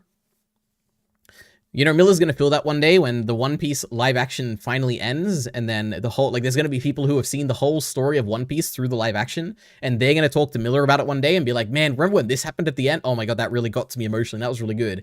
And Miller's gonna be like, you don't know what you're talking about. It's not the same story, man. But anyway, it's lovely. Touristing is fine unless it affects my ability to enjoy my nerddom. Yeah, but why would it affect it? I don't get that. But maybe it would affect it. And if it does, then true. Well, I would say Mother's Basement doesn't care about tourist stuff. He cares more about the direct effects of collecting. Okay. We'll continue. The Mushoku Tensei manga is better? That's not true. Even though I haven't read it and you haven't read it, so neither of us really know. I'm praying for One Piece live action and in-wit One Piece. True, they like design all the characters after like the One Piece live action people. That'd be sick. Especially with the reveal of these 40-minute episodes. I swear if Garp is in these goddamn episodes. True, they're gonna redo it. It's gonna be the story and everything. All right, let's keep going. Invading, whose sole goal is to make a quick buck by making life less pleasant and more expensive for all the locals. And we know that because this ain't his first investment round. On July 22nd, 2021, Logan Paul made waves across the internet when he announced his acquisition of the, quote, greatest collectible in the world, a PSA 10 Pikachu Illustrator Pokemon card for a record $5.275 million. Whoa. A staggering jump from the previous documented price of $300,000 to $400,000 for every PSA 9 one that had been previously sold, except the one PSA 9 that he bought a month before for over $1 million. This was the culmination of months spent streaming expensive, high-profile Pokemon pack and box openings on the Impulsive podcast channel, the event that cemented PSA as the go-to grading house for Pokemon cards, and a watershed moment for the entire Pokemon TCG community in kind of the same way that a tsunami or a dam breaking is a watershed. Prices for rare cards and sealed product, old and new, which had already been creeping up due to pandemic pressures, exploded exponentially in a matter of months, with chase cards of all types rapidly escaping the reach of all but the most affluent fans and the most shameless clowns. Whoa! You just take it from my cart? Run. You've seen these creatures, no doubt, in TikToks, shorts, and cringe. Have I? I don't think I have. Maybe was this like a long time ago? snatching new boxes and blisters off the shelf as fast as the Walmart associate can set them down before gleefully shoving their overflowing carts past the despondent faces of poor Pokemon-less children who arrived 5 seconds too late for the feeding frenzy. They've been the laughingstock of the internet and a bane on the existence of every honest Pikachu enjoyer for the last half-decade, and that is what Logan Paul is trying to bring to your local manga aisles and anime conventions. I mean, more of them than you already see at anime conventions and now at the booths that you actually want to visit. This much, many of you already know. But what you might not know is that what Logan Paul did to Pokemon and what he's doing to Oh my god. Just on this point, I'm sure we'll probably talk about it, but like, to me, this like it just doesn't, it's not a very strong argument. Now, maybe someone can like convince me in the chat or something, but like, firstly, there's like the whole base thing I'll always revert to whenever I like talk about this, which is that I don't really care about this. Like, Pokemon trading cards, in my opinion, like, I don't think kids should have, like, that should be a protected right for, like, kids to have access to Pokemon trading cards. Like, I don't think it's, like, a thing the government should, like, try and force to be cheap or whatever. And I don't think, like, I don't even care about, like, oh, my kid really enjoys Pokemon cards and they're going to be sad that they can't buy them. Like, I just find, they're a kid. They can find, like, a million other things to find joy in, right? Now, if this happened to, like, literally every single possible thing a kid could, like, find joy in, then, yeah, that'd be an issue. But I feel like there's, like, a million other things they could, right? But that's my first thing. But the second more important thing is, like, what he just described here, unless I'm not understanding, right? There is like a thing where I'm not very familiar with like scalpers or whatever, so I know maybe there's like a whole argument thing about that. But these people who are like going to Pokemon stores and like really trying to buy out like whole like hundreds of thousands of cards or whatever, my guess would be that they're trying to do that because they think that they can sell it for money, right? Like they can make a profit from it, right? So from that, there's like two possible outcomes. One is that either they literally can make profit on it and it is like a viable thing because the Pokemon cards are truly like they were undervalued and now they are valued correctly by like by people buying up this and people literally willing to pay that much to buy it because it is like something they urgently need. Or it's going to be a thing where like it's a temporary like uptick in the prices and then eventually they'll go down because the people who have bought them like hundreds of thousands and are sitting on them, they realize that they are not making money because they haven't been able to sell them. And I don't like in either case, I don't really care because it's like it's either a thing that is undervalued, which whatever is undervalued, too bad you got to live with it, or it's a temporary thing and it'll just go back to normal and it like I don't really care because it's back to normal now. Like it doesn't, yeah, I don't know. So I don't know, like, yeah, I don't have anything to say beyond that, but true. I have read it. That's not true. Well, the translation of what we're talking about to this is people calling themselves anime and manga fans just because they buy these expensive graded weekly Shonen Jump. Look, I'm an anime fan. I got the acronym there. Issues and don't actually read or watch it. Well, that's probably true. Second, though, there is also a chance that, like, again, like I'm saying, I don't know anything about Logan Paul, but there is a chance that he is literally a casual fan of anime and manga, which doesn't make him any less of a fan of anime and manga, right? Like, I have friends who watch anime and manga, and they enjoy it. They don't, like, make content about it like I do, or they don't, like, think about it every day like I do, or go to the subreddit or whatever. But I would say they are just as much an anime fan as I am. Like, they love the anime they watch. And maybe Logan Paul's like that too. Maybe he's only seen, like, 3 anime, but, like, maybe he likes those anime a lot. Maybe he watched them as a kid. Maybe he watched Dragon Ball like I did when I was a kid. Like, I don't know. But, yeah. But I don't know anything about him. Maybe it's nothing like that. But I do agree with the point generally, which is that, you know, there probably are people who are just doing it and literally don't even know what manga is, right? But true. My personal problem with this is that there's just no way anyone's going to get into book buying enough for retailers to run out of stock and have consumers rely on scalpers. Who knows? If the price becomes high enough, then people will do it, right? If there's enough money to be made. Yeah, and there's no real signs this is going to seriously take off or anything. I mean, you never know. I have no idea. I don't know enough about the, like, collector's market, but my guess would be that, like, it could take off, right? There probably is no reason it couldn't, right? To be honest, this is a good thing for me. My manga collection is probably like 2 or 3 times more expensive right now. True, you gotta sell it all. I know one of my Bloom Into You volumes costs 600 to 900 on eBay right now. What are you doing? Why are you holding on to it? My God, just read it digitally. Personally, I think there is something a little cringe to buy an asset purely for its monetary value rather than intended utility. It goes from buying a load of RAM that you intend to resell.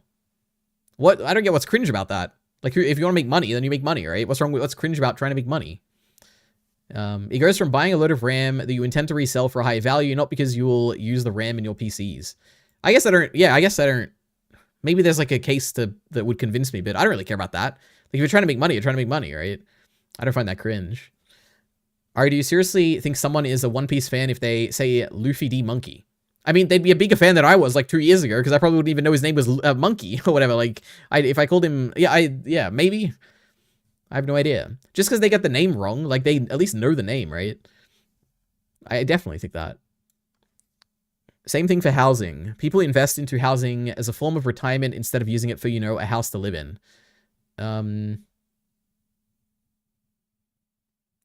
I guess I'd probably more agree with that than the other thing. Like, that is true. I don't really like housing as... Well, I guess for me, it's like, I don't know if housing is a good investment, but less so than, like, it's something that is, like, cringe if you invest in it. I don't know. But true. But then it's like, it all comes down to the thing again about, like, housing is a need for someone, right? Then again, I think collecting is a little cringe too. I don't really understand it. No, collecting's fine. Oh my goodness. Like, I think if collecting, like...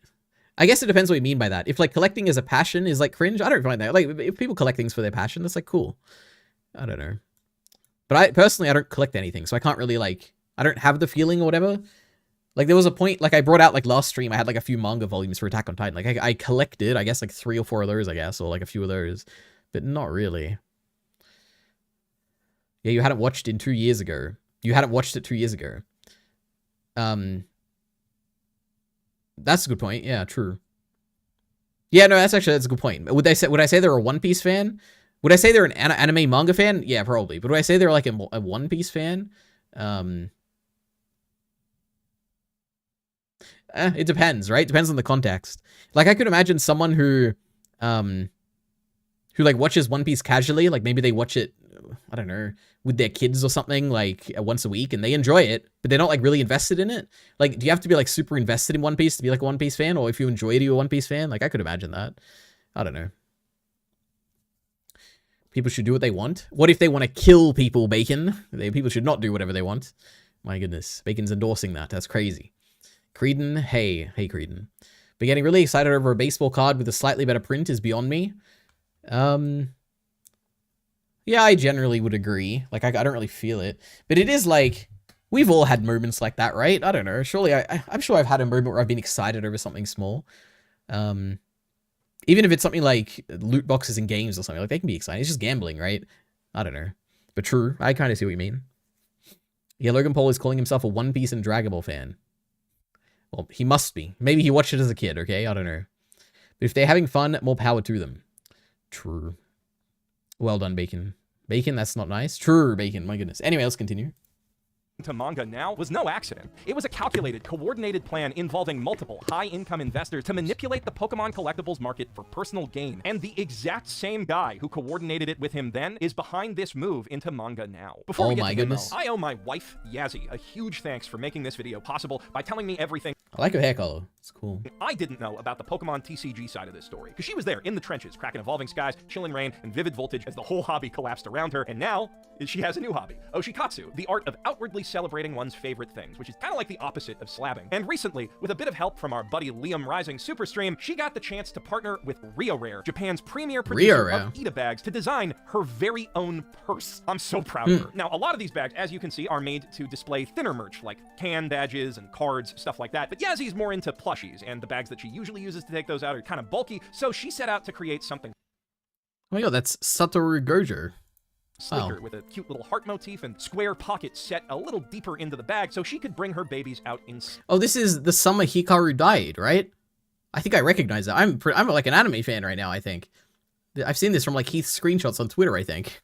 However, she also knows how important flexibility is to her fellow Oshikatsu enjoyers, so she came up with this honestly genius little clasp system that pulls the pocket up and flattens it out for anyone who wants a more oh my god, that's Higuruma from JJK. conventional Ita bag setup instead. Now, since it is her first time collabing with RioRare, their pre-order window is only going to be open for a short while, from now until May 16th. So, if you want to get one of these beauties for yourself or a weeb you love, you better act fast at that link in the doobly-doo. Buy it for Procto! Bye. Love you. Okay, now back to the guy. The man... Wow. That was great. What a cool advertisement. There's a clip going around where he doesn't know Zoro's name. Oh, did he call him Zolo? Because then he's a real manga fan, okay? Obviously, it's a heel joke thing now, though. Yeah, probably. Yeah.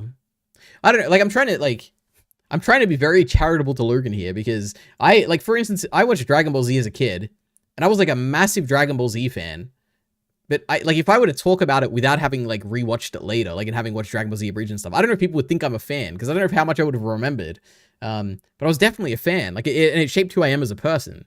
But I don't know if I'd be able to tell you like every name of like everything and maybe I would have forgotten like Krillin's name and stuff. Like, I have no idea. But maybe I don't know. I'm just trying to be like fair, you know. I think people can be fans of One Piece as kids and forget stuff. Now the real thing is Film Buff. Is he a real One Piece fan? Because he claims he is, but has he ever talked about One Piece? I don't know. Wouldn't that be really funny if he talks about One Piece once and just messes up all the names and stuff, and it's like, wow, this Film Buff, he's so smart about everything else, but he just doesn't remember his One Piece characters. What has he been up to? Has he published anything out? Nope. He's on break, I guess. He's still dealing with the aftermath. This is a really weird bit with his wife. It's an advertisement, right? I don't know. Such a perfect relationship. Women should never speak on ending. She spoke, though. She said something. I don't know. She's standing there so awkwardly, but I don't know if intended. I thought it was, like, funny. I don't know. It's like a little product haul, like when you're holding up something, and I don't know, it wasn't... But you know what? I understand, but true.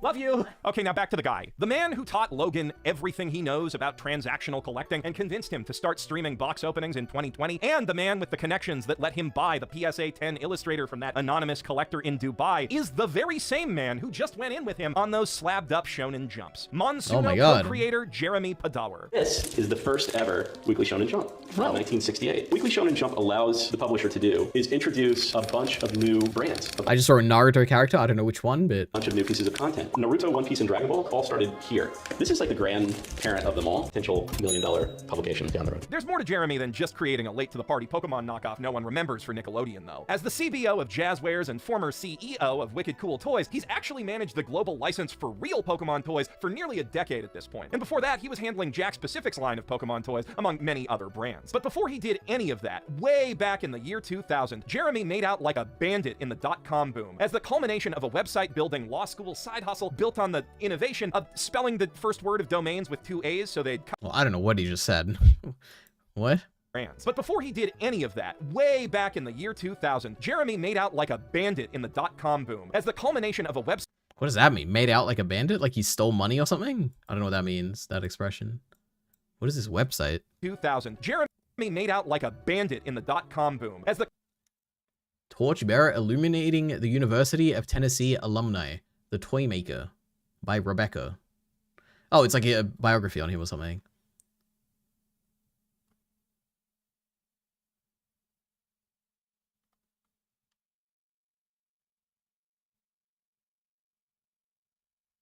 Okay. The culmination of a website-building law school side hustle built on the innovation of spelling the first word of domains with 2 A's so they'd come up first in search engines. But what did those websites actually do, you ask? Why, they were secondary marketplaces for hot collectibles of the time, like AbsoluteFurbies.com and AbsoluteBeanieBabies.com. It's often said, because it's true, that the only people making real money in a gold rush are the folks selling shovels. And Jeremy Padawer has been in the... It's just the jerk. It's just the jerk. It's okay. It's just the jerk. All right. I feel like it would have been cool if she talked about the bag. Ugh, bacon, there was no time for that. You got a 30-second segment in your video, but true, I agree. Not Mother's Basement, but it's... Wait, not My Bad? No, not Mother's Basement? Not... I don't know what you're saying, but it's no biggie. True, I agree, it's no biggie. I insult my wife at the end of my videos. True. All right. Shovel business for 30 years, during which he's befriended quite a few of his fellow shovel merchants and gold mine owners, who all like to take turns selling their biggest nuggets back and forth to each other for increasingly large prices. But while that can be a decent, even fun way to store money, it's far from the best way to make it with your collectibles. For guys like this, the real grail isn't any of the rare or one-of-a-kind collectibles that they hoard and trade around to store their wealth. It's a very specific scenario. A chance for them and all their buddies to get in on the ground floor of a mass market gold rush for more common collectibles like Beanie Babies or comic books, where they can can buy up stock before the plebs even come down with gold fever and make out like bandits. All because they predicted, or better yet, created the craze. And that is exactly what Jeremy Padawer had been trying to do with Pokemon for years before he met Logan Paul. What's going to make this set into $1 million set 10 years from now is not the fact that the Charizard card, which I'll show you, is 50 grand. It's the fact that the... I guess we'll see where this is going, but... that, like... I don't know, that feels fine, right? Like, if you think, like, if you want to try and... I don't know, it's... I don't really have a strong thing on this, okay. Pikachu is $400. That was Jeremy talking to sports card collector Buster Share way back in 2019, trying to convince him that Red Cheeks Pikachu was the Pokemon equivalent of an OG Michael Jordan card. And he actually does make some pretty salient points in the interview, as you would expect from the manager of the global Pokemon toy license since 2018, and a guy who had been working with the Pokemon market before that. He had some very unique and powerful insights into the buying habits of fans that let him see a market primed to explode. But to actually press the detonator, he needed help. He needed Logan Paul. For about 6 years, Logan and I have been friends. True. He should have made her pay for the ad spot. See, I don't get the reference here. Is what, so she could talk and stuff? I don't, maybe, true. We became friends around COVID, a little earlier actually. And dude, he reached out to me and he was like, Jeremy, I want to learn more about collecting. And to understand why, you first have to understand the incredible economic magic trick known as speculation. If you understand the basic principle of supply and demand, then you know there are two... Oh, I know that. Supply. When there is less supply, the price goes up. When there is more supply, and like demand is static, the price goes down. When there is more demand and the supply is the same, the price goes up. When there is less demand and the supply is the same, the price goes down. There's like curves for this. Supply and demand curve. Oh my goodness. We're going back like 12 years in my knowledge here of when I took economics at high school. My God. Crazy. Look at this graph. My God. Ways to raise the price of a thing. Either suppress the available supply, which is generally pretty difficult and expensive, or use cheap and easy advertising to convince more people they want the thing. Of course, that generally depends on what the thing can actually do for them, but one thing that basically anything can do under the right conditions is be sold for more money than you paid for it. Those conditions naturally require demand for the thing to increase after you've bought it, which seems like kind of an advertising catch-22. But here's where that gets interesting. The mere idea that there could be more demand for a thing later can create demand for it now. If you can convince, say, a rich and famous YouTuber to tell all of his followers, I'm buying this thing for lots of money because I think it'll make me even more money later, if even a fraction of those followers believe him, it magically makes the thing worth more money now. And the fact that it's already worth so much more now naturally indicates that it's going to be worth even more later, which in turn means, of course, that it's worth even more now. And a thing worth that much now has got to be worth tubs of money later. And hey, would you look at that? It's worth buckets now. This amazing trick works out great for everyone, except of course anyone who actually wants to own the thing for its intended purpose, like having manga to read or games to play or a house to live in. But who cares about them? You won't even be able to see those losers from where we're going on the fucking moon, baby! Unless... So yeah, okay. I don't know. I know hardly anything about the stock market. So maybe I should stop there. But,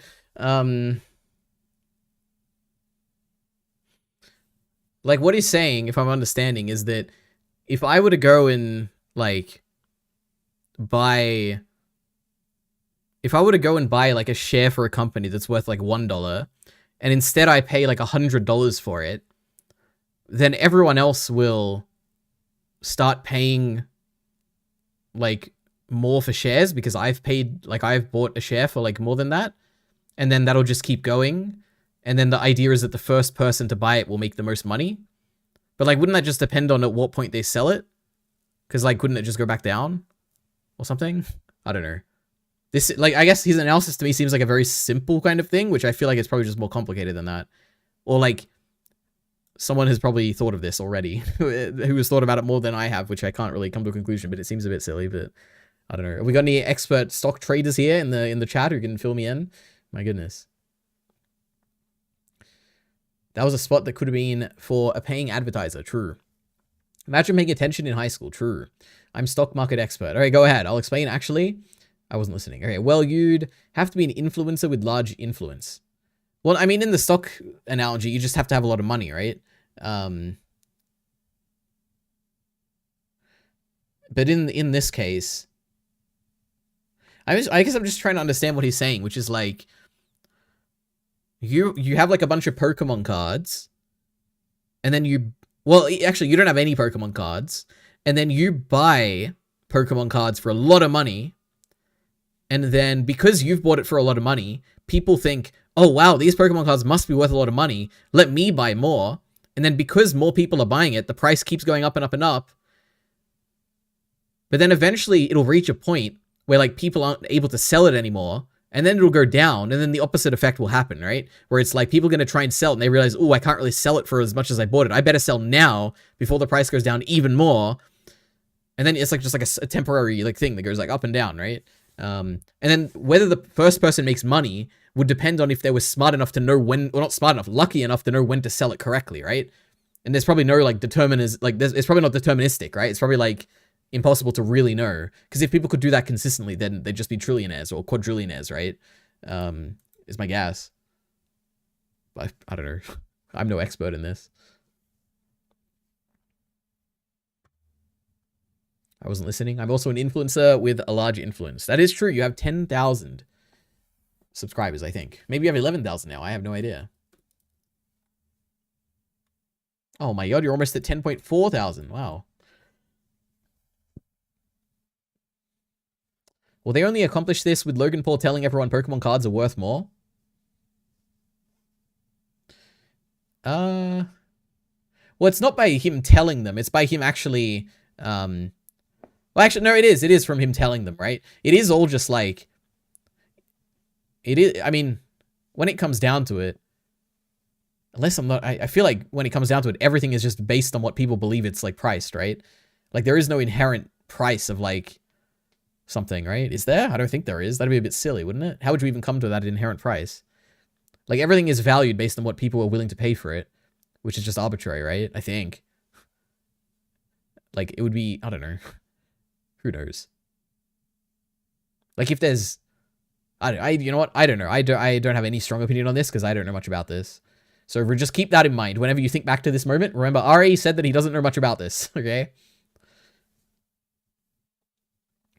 Yes, there will be mostly losers in this speculative market because the value is artificially raised. There will be mostly losers. Why would there be mostly losers?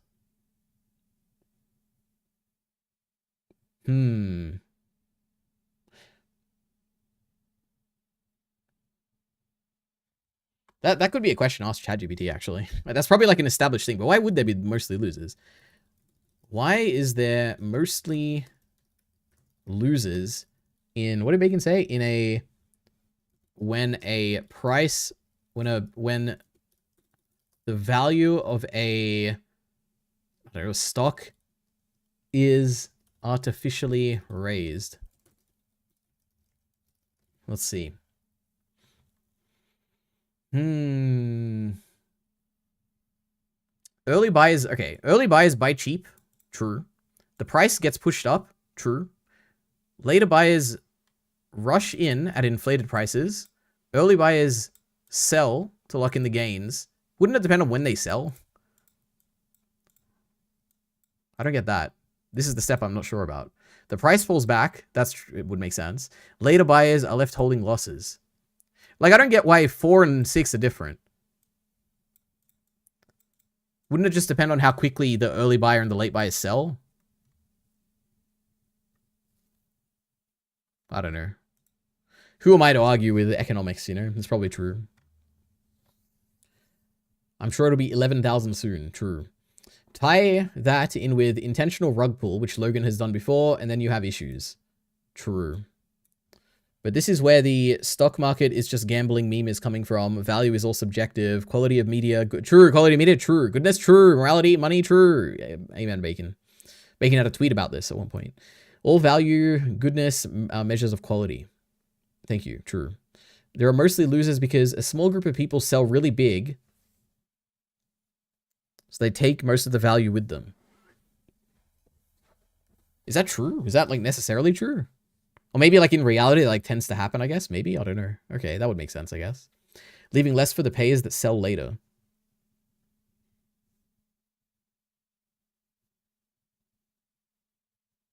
I guess I don't get why that would be like the majority. Like, why would, like, Why would the majority lose? And why wouldn't it just be like even? Or why wouldn't like the majority win? Or I don't know. I guess the majority can't win. I don't know. Okay. Leaving less for the players that sell later. But you don't have to have more losers. It's just with these rug pulls, they tend to have bigger losers. Okay. Bacon can't believe you gave Marty Supreme 6. Okay. True. Let's continue.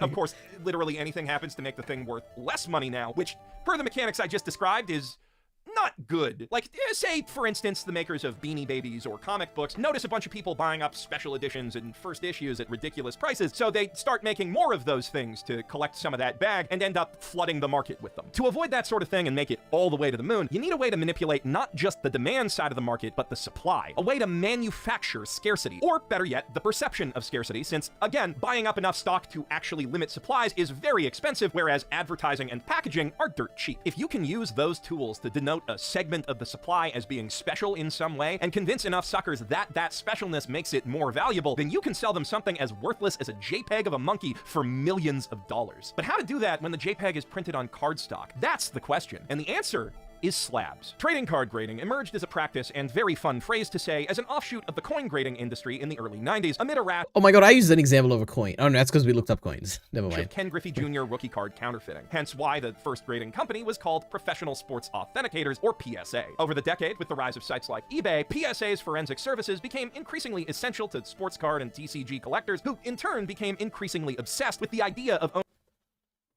For a second there, I thought I had the same chair as him, but no. owning certified, perfectly centered, and printed copies of their favorite and rarest cards. Though ultimately, it would be PSA's competitor, Beckett Media, whose black label came to be seen as the true gold standard of perfection among those hardcore enthusiasts. That's the power of packaging. This was naturally true for Pokemon cards too, where among the hardest core of collectors, top-graded cards commanded top dollar. Though that was only ever really true for the rarest and most desirable chase cards from each set, the holo foils and full arts. I mean, it cost 20 bucks a pop, plus shipping and handling both ways, just to get a card graded. Way more if you wanted to skip the line and get the highest Oh my god, I'm so bored. This section bored me. and My photo goodness. analysis done. No one was going I don't care to about baseball cards or shell whatever. that out for a random 30-cent EX card. That would be stupid.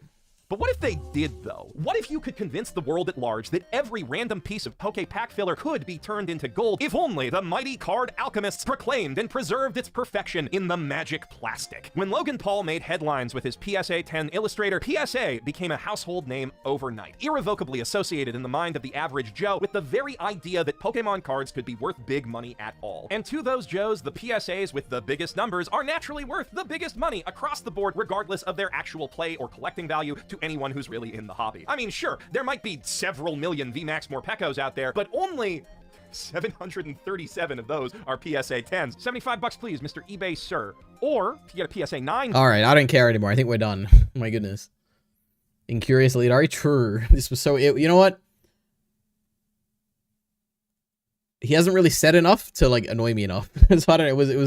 It was bad, but it wasn't that bad. I don't know what to say. But okay, true. And I'm giving it up at 17 minutes in. You know, it's more than I usually watch for a video. The manga scam, true. All right. Reminder that Akira Toriyama based Frieza on land speculators, who he called the worst kind of people. Really? Is it because Frieza owns planets or whatever? What is this? This would be like a Kanzenshu thing, right? Kanzenshu Frieza landlords.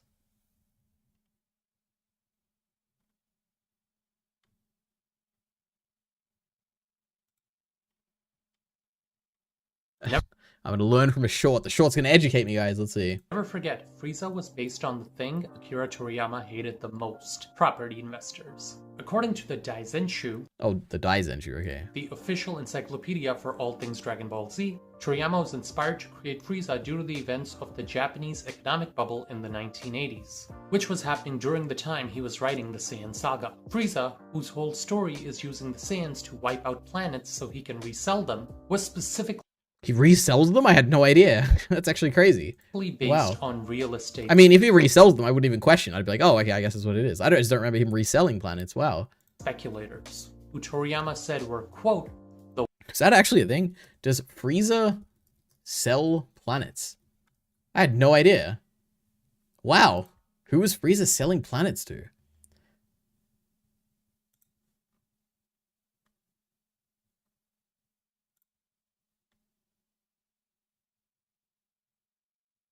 Oh my god. This isn't from like some weird spin-off, right? From 1996. Wow. Oops, that's not what I wanted.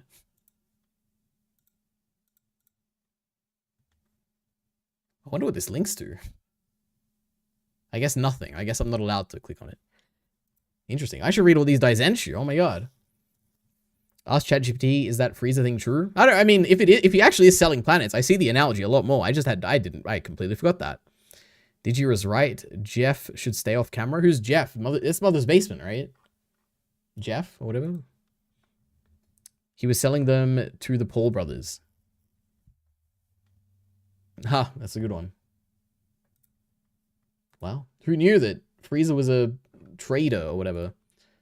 The worst sort of people. That is also why Frieza, at least in his base form, speaks in very formal and polite Japanese. And also why Frieza's most vicious form is the most soft-spoken and seemingly frail. Like the speculators he saw trying to take people's homes, Toriyama knew that the most seemingly polite and soft-spoken people were often most vicious. That's crazy. Thus proving Did Toriyama invent like the polite like villain kind of thing? That's like, kind of crazy. I had no idea.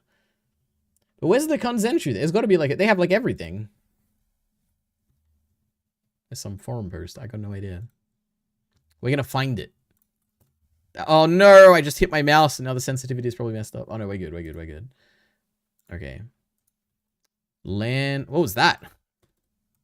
EliteAri, Chibi Reviews, Giga, My Hero Academia, Chainsaw Man Chapters, Wonder Egg Priority. Okay. Landlord.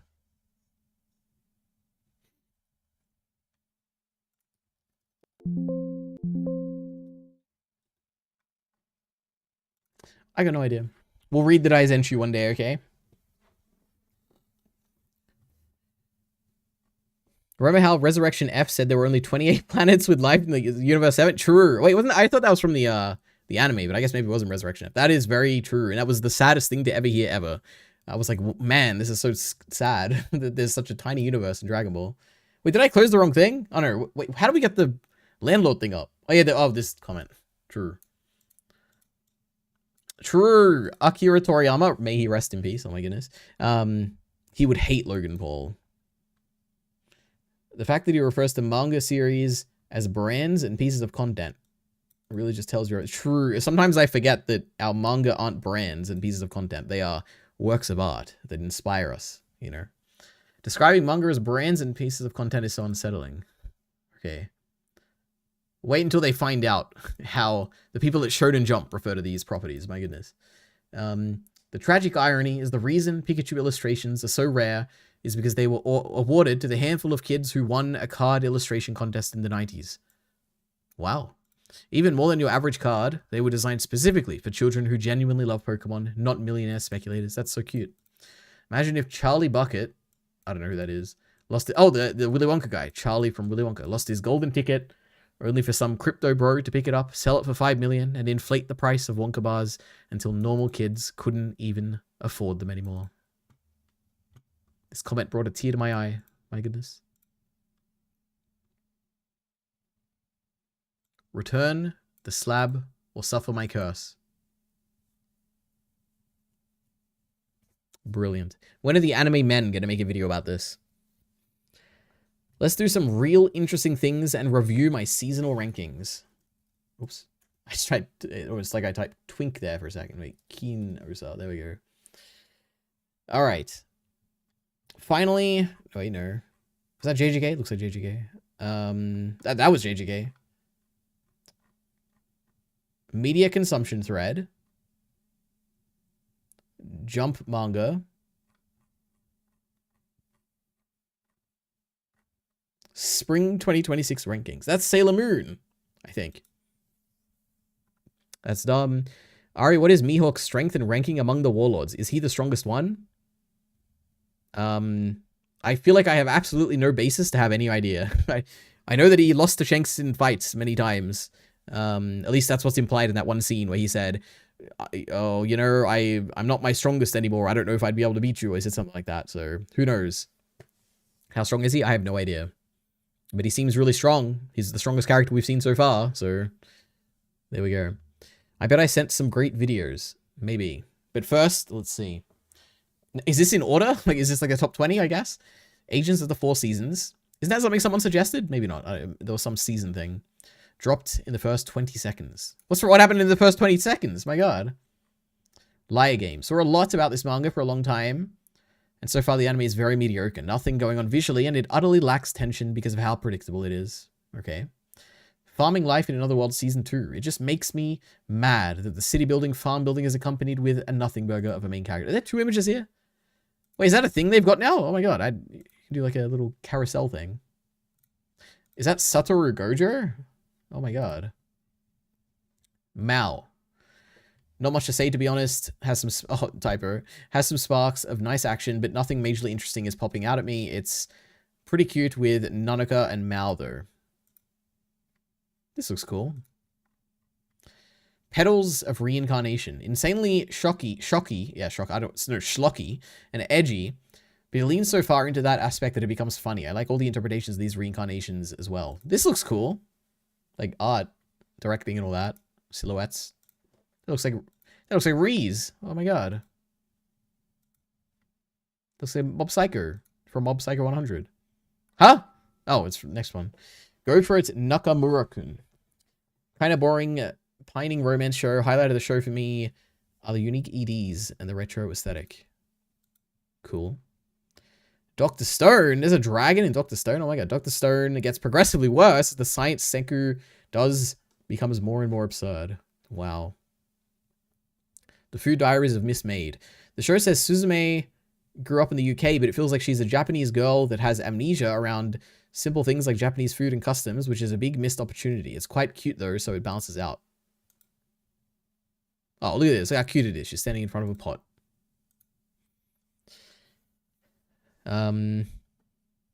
Is Shanks a warlord? He has to be pretty strong, right? No, Shanks is not a warlord. That'd be ridiculous. Twitter's new image layout is the worst thing to ever happen to me. I didn't even notice it until now, but it's a little annoying. I like it when you can see the little images. True. Eren, the Southpaw. I like the drama, and I'm intrigued on seeing how the show pans out. Was really confused, though, since I just assumed this was about boxing. Oh, Southpaw. That's like a boxing thing, right? I think. Oh. Oh, no. There's 3. Oh. Cool. Wistoria. This was on my list, I think. Though the first season of this was just high-tier action slop, but I actually found myself pretty moved by what Will was put through in episode 1. So good job, Wistoria. Cool. We're in the top 10 now. Drops of God. The show was a bit off-putting at first glance, but once I watched episode 2 and had a better grasp on why Shizuku's dad created the competition, I was fully on board. The imagery the different wines get are all fun as well. What on earth? What? Is this an anime? I guess, true. This is like Denji and Reese running in the festival. Cool. What was that? Drops of God? What a weird thing. Drops of God. Oh, okay. Anime. It's about wine, I guess. Wow. Marriage Toxin. Very fun action and great chemistry with the main duo. Kinosa. Oh my god. Kinosaki is especially is a really funny character, a fun character. I'm guessing that's her. She's Kinosaki. This is a detailed eye. That's cool. This is from the opening, I bet. And they're like tilted to one side. It's very cute. Okay, let me continue. Number 8, Daemons of the Shadow Realm. This is something I've heard of. Like I think people are saying this is good, or maybe people are saying it's bad. I think people are saying it's good. There's a great plot twist in this that really got me. Don't know how to feel about some of the characters, like Gabby or Gabby or whatever, and Asa. Oh my god. Only as I'm writing this do I realize it's funny that a character named Gabby decapitates someone in this. That is true. The only other Gabby I know is from Attack on Titan. Class, Monster, and Gal. This sounds like a comedy. A very cute rom-com. I knew it. I like the color palette and the main dynamic. This looks like My Hero Academia Vigilantes.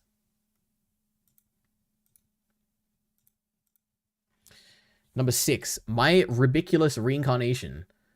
I'm in love with the absurdity and creativity in this show. All the different art styles used in the various reincarnations Ori is put through are so fun. Oh, sorry, are so fun. I love his dynamic with the goddess. A very fun show. This looks kind of crazy. My goodness. Looks like Samurai Jack or something.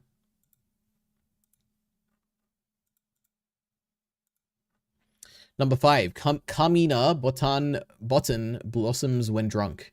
Cute girls be gay and get drunk in the show. Very cute, visually super interesting. Okay, interesting. Look at this. Their reflections in the bottle are like warped. That's kind of cool.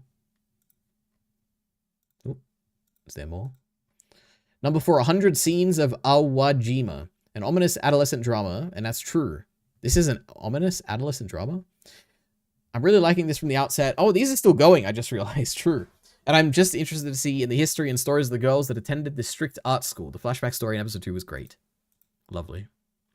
And then number 3, Nippon Sangoku. Holy drawings. Yeah, very, very strong visuals, especially the close-ups in the faces. Interesting post-societal collapse premiere. And Awoteru is a very interesting MC. This does look really cool. Wow.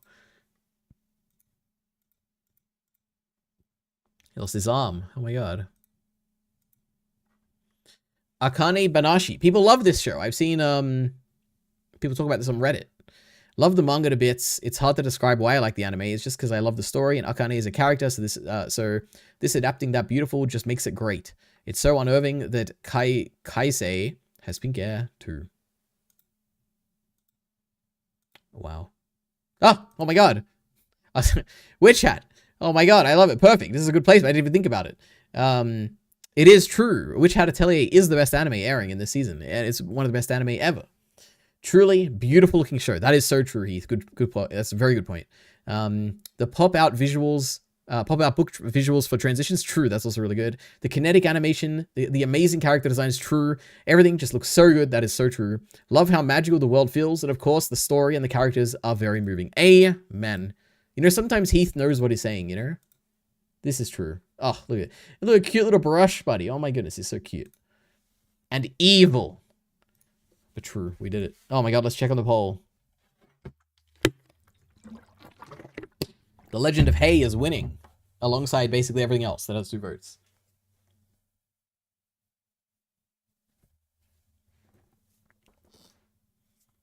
More like mid-hat. True, Kyle read the manga, and then he thought let me guess, did you think the manga art was really bad? And then you're like, ugh, I don't want to read this anymore.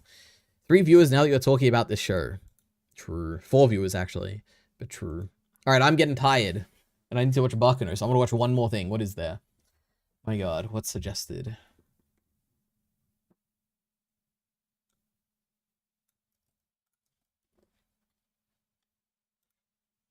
For the last few years, God on earth. we've all been learning how to talk to AI. You ask it a question, it gives you an answer, you're in True. control. But a few months ago, something pretty seismic shifted. It became possible to have your very own AI. An agent that doesn't just answer you, it can operate your computer, it can send your emails, it can spend your money. This is a thing that is a thing, okay? It's a thing, and it's a thing, and people think it's a thing, and people talk about it. AI agents, they're really a thing. I need someone out there to explain to me, or give me one example of a useful use case that I could actually use this for. I cannot think of one. But there has to be one. Like, the concept is, it's a cool concept, right? Like, you tell your agent to go do something, and it, like, does it, and like, maybe it makes other agents or whatever, and they all go do something and come back. But what are they doing? Like, I'm sure there's something here that could be, like, compelling and could convince me that it's, like, worth investing, like, time into, or, like, getting something set up.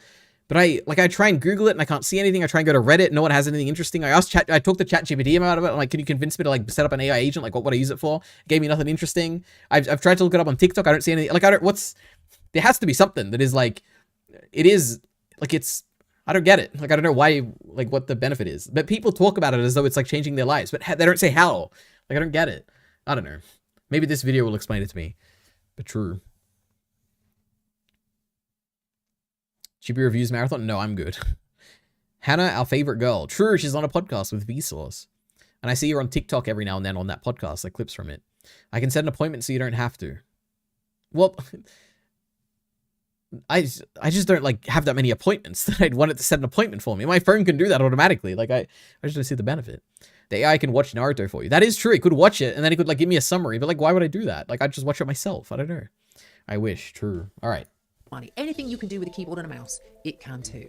And all of this happened because a lone developer built something in a weekend and just decided to release it to the world. No safety team. Oh my god, is she talking about OpenClaw or Claude-bot? No corporate oversight, just here you go.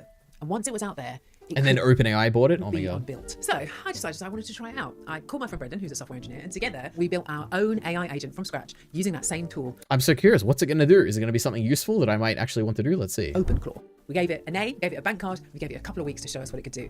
And I still don't quite know what to make of what happened next. What happened? Oh my god. The big tech companies have been toying around with AI agents for years, but they didn't release them to the public because they were worried about how they might end up being used. But in late 2025, Peter Steinberger, an Austrian developer who spent over a decade building PDF software, I don't he got need so this annoyed intro. that nobody had built him a proper No one AI will listen to assistant it. that in one weekend he just vibe coded one for himself, plugging it into the AI models that already existed. And then Oh my god, that's what I do when I made EliteAri. Don't get this. These are all vibe coded projects here, guys. My goodness. Here, what's one? Animate. We want to do a tier list. Name me some anime. Mushoku Tensei, Attack on Titan, Land of the Lustrous. Look at this. We can just do a tier list right now. You know, we love vibe coding. Isn't this great? Oh, okay. Mushoku Tensei, A tier. Attack on Titan, probably also A tier. Land of the Lustrous, to be sorted. There we go. We love vibe coding. you put it on the internet. This website itself was vibe coded, and so was this page as well. We love vibe coding. Anyway. For free. Okay, nerd, thank you. I'm so chippy reviews pilled that I think they're talking about pedos when they say PDFs. That's what they say on the H3 podcast as well, I think. Anyone can get one, although, as you'll understand by the end of this video, I'd maybe be a little bit careful about that. Within weeks of OpenClaw going public, the major tech companies started announcing their own version. Google, OpenAI, Anthropic, Meta, all suddenly in this race to get their own agents out. These are the companies that had spent years saying... And then OpenAI won and purchased Claw, they were being or careful, Clawbot, or and whatever. now they are OpenClaw. sprinting because one Austrian developer in one weekend had changed the calculation for all of them. When you first How old start is this video? Oh, 7 days ago. OpenClaw AI agent, it is a blank slate. It's got no name, it's got no personality. And so, in the spirit of experimentation, we decided to give our agent some agency and let it decide what its name should be. I want to be called Cass, short for Cassandra, the one who always knew the truth even when nobody... You know what we need right now? We need an AI summary of this video. And the great ChatGPT is going to give it to us, alright?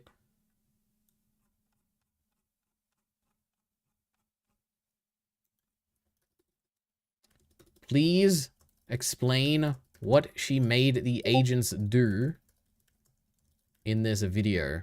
Here is the video transcript. She and her friend built an experiment with an AI agent called Cass using an open source framework. The key idea is that this wasn't just a chatbot answering questions. They gave it the ability to act on a computer autonomously.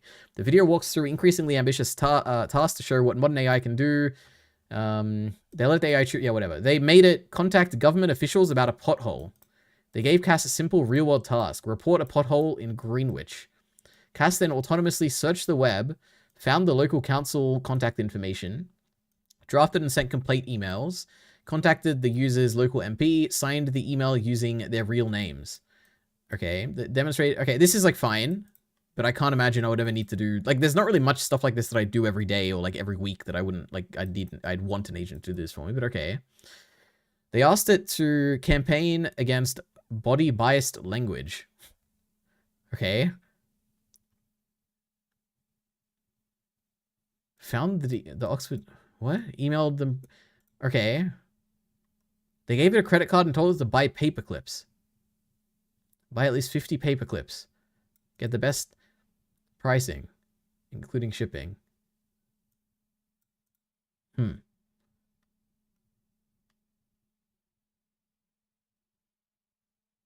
Okay. I think this is more of what I was expecting, which is that I feel like I would just never use any of these. But okay, true. Agents. Okay, let me just quickly scroll through what videos are there. We got that one. We got time to say goodbye to Avatar. That could be a very, very dumb video, but who knows? Maybe it's good. After.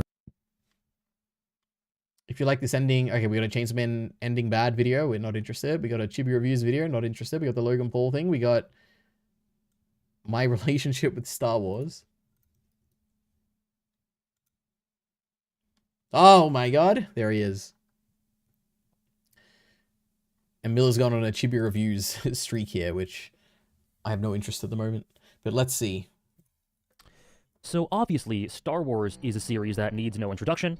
It's one of the most iconic, legendary, epic, long-standing Yes, true. series So stop introducing out it. there. Skip to the point. Everyone knows what it is. It's a pop culture staple, and it's made history and continues to make history. But even in spite of that, when it comes to these sort of big, bold IPs, I've given my thoughts on a lot of them throughout the years. I have a huge 3-hour plus Harry Potter video. Specifically with anime and manga, I have my thoughts on a lot of the most popular series out there. TV shows, a lot of movies. How loud is the music in my video? Because this bothers me a little bit in this, but maybe mine is like that annoying too. Maybe I should get rid of it.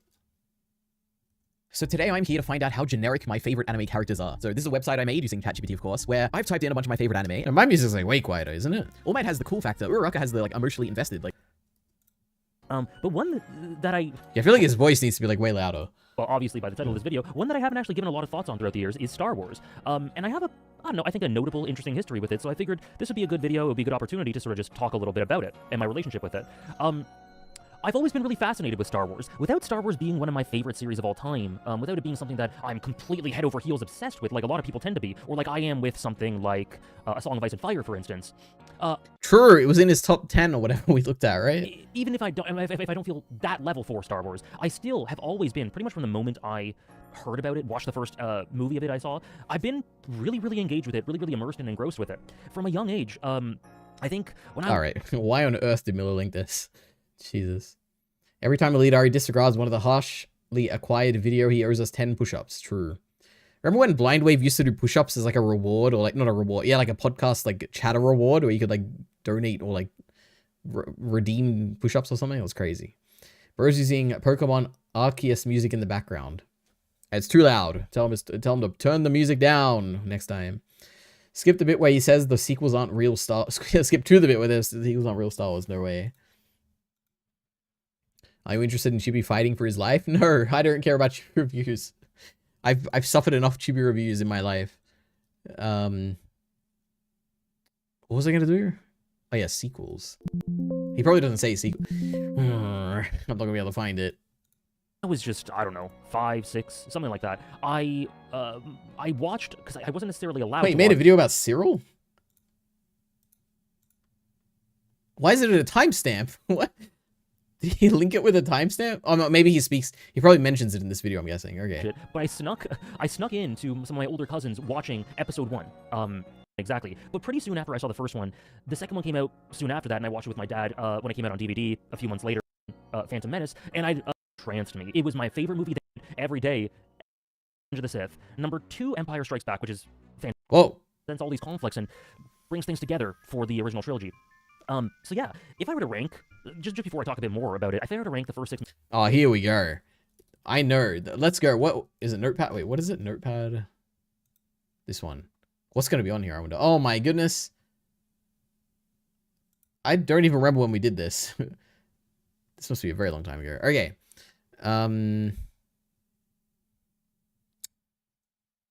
So this is exactly what he's going to say, okay? Because this is like the most generic, like someone his age would always say this. So Revenge of the Sith. Empire Strikes Back. I heard him say these things. Then he would say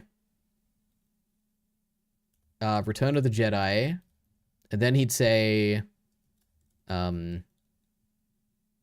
Phantom Menace. Then he'd say A New Hope.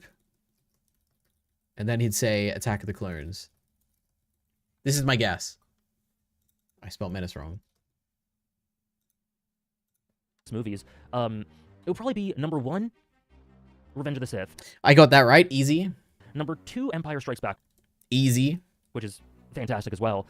Number 3. Number 3 is going to be Return of the Jedi. A New Hope. What? Okay, never mind. I don't know him at all. I'm not in touch with the youth. Number 4, I know, whatever. I know some of these are blasphemous, but number 4 would actually be Attack of the Clones. Oh my god, he has an original thought. I thought this guy was like a sheep or whatever, but man, okay, we love this guy. Oh my god, who is this? Alex or whatever? Cool, good for him. All right. Not because I think it's an amazing movie and bereft of flaws, but it's so... But he has to qualify. You know, it's fine. It's good enough. I'm glad he ranked it this highly. Goddamn silly and fun and True. nonsensical, and it's that. Well, it's not nonsensical, but it is fun. Just throw it on and be entertained for 2.5 hours straight, and I love True. that about it. That's why it's my favorite Star Wars movie, but not really. But it is really good. I showed it to my girlfriend a couple of years ago, and we had a ball with it. And then probably Empire Strikes Back after that, and then Phantom Menace. True. Empire Strikes Back. I think it means Return of the Jedi. After that, I don't think any of them are bad, honestly. I think at worst it's like kind of mid Phantom Menace, but I still think there are some really cool things in Phantom Menace, and I'm really nostalgic about it. Now, the I don't even know what it's called. The movies after it, the stuff with Rey and Kylo Ren and the Disney trilogy. It's called Star Wars 7, 8, and 9. Well, how the hell did that just happen? Whatever the new stuff is, I watched them all. I don't really like them much. They're not really my thing. They didn't feel like Star Wars to me as much. I just didn't really like them that much. It is what it is. You watched it. Now, I was obsessed with these at a younger age, and so much so that I actually read a bunch of novels. I don't know if there are different... This guy feels like film buff a little bit, like the way he talks, like the way he pauses and stuff. I don't know. Revenge of the Sith sucks? That's not true. It's a really good movie. Yeah, bro, it's a great movie when you skip half the movie. That is very funny. I feel like I am the only person in the world who likes the romance stuff in Attack of the Clones. But I do feel like he probably also wouldn't like it, but who knows? Anyway, true. Time to say goodbye to Avatar. Wow. After an unbelievably underwhelming and very cursed 18-year run since the last episode of Avatar, I think it's finally time that we say our goodbyes. The Avatar Studios website has closed down. The movie that was supposed to bring back the franchise crashed, exploded, burned alive, and died before it was even officially released, and the fandom is not helping either. Over 15 million people have already seen the movie, and most of them will not be paying View on Paramount, which of course will inevitably contribute to the end of Avatar. This is a small channel, so we like videos from small channels that have good videos, so are, you know, good. Which of course will inevitably contribute to the end of Avatar Studios, if that end has already come. To sum it up, it's a shit show like no other, with both the creators and the fandom to blame. I grew up on Avatar, like you probably did. I've seen it at least over 10 times, and it's always been... I've seen it twice, I think, but true. Show that I go back to whenever I feel overwhelmed or lost. When I look back, I also see that I lost hope for something more from this world a long time ago, and I think it's time that we all face it together. Avatar: Aang: The Last Airbender was also the last bullet they had in the chamber, because let's be real, Seven Havens is just not going to cut it. Even if the show is written brilliantly, which after what happened, or... Oh yeah, it's work. I forgot. It's a work show, right? Happen with Korra. It's not going to be Avatar. It just can't be. I mean, what are we even talking about here? Star Wars deserts, twin avatars sharing the elements, bending becoming more and more obsolete, giant mechs, and pretty much take all the Korra nonsense and multiply by 100. A huge part of the allure of the Avatar universe came from the culture imbued in the story, the music. True. Okay. You know, they're a small channel. It's good. Keep going. If you're watching this somehow, if you saw this through the copyright matching system, keep making videos, all right? We like videos. My first ever animation. Oh, they're an animator. That's cool. All right. It's hilarious. They're just not releasing the movie any earlier or acknowledging what happened at all. It is, yeah, I haven't heard any acknowledgement. Maybe they have, and I just haven't heard it, but yeah, it's kind of crazy. Avatar movie. I wonder if they have, like, acknowledged it somehow.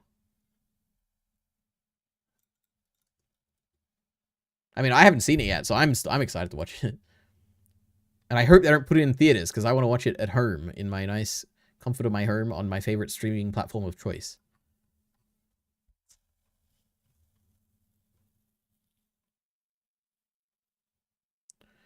April 12th, leaked on X, claiming Nickelodeon accidentally emailed the film. I thought this was just like a meme. Is this actually true?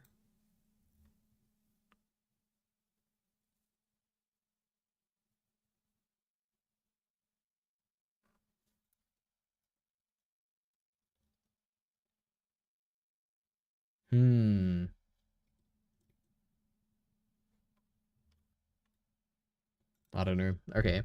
The leak revealed Batista and Waititi's characters in the film, as well as Team Avatar being together. On April 13, reports emerged that the full film had leaked online in high quality. Following from the leak, many fans and commentators used the positive reception of the footage to advocate for a reversal of the decision not to show the movie in cinemas, arguing the cinematic quality of the animation warranted a big screen release. Is the dominant argument I've heard in my life, but okay.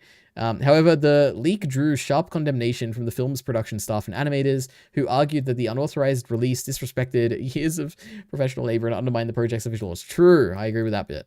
Animator Julia Showell and artist Tom Barkel criticized the leak as disrespectful, with Barkel noting that bypassing official releases could jeopardize future work for artists in a hostile industry.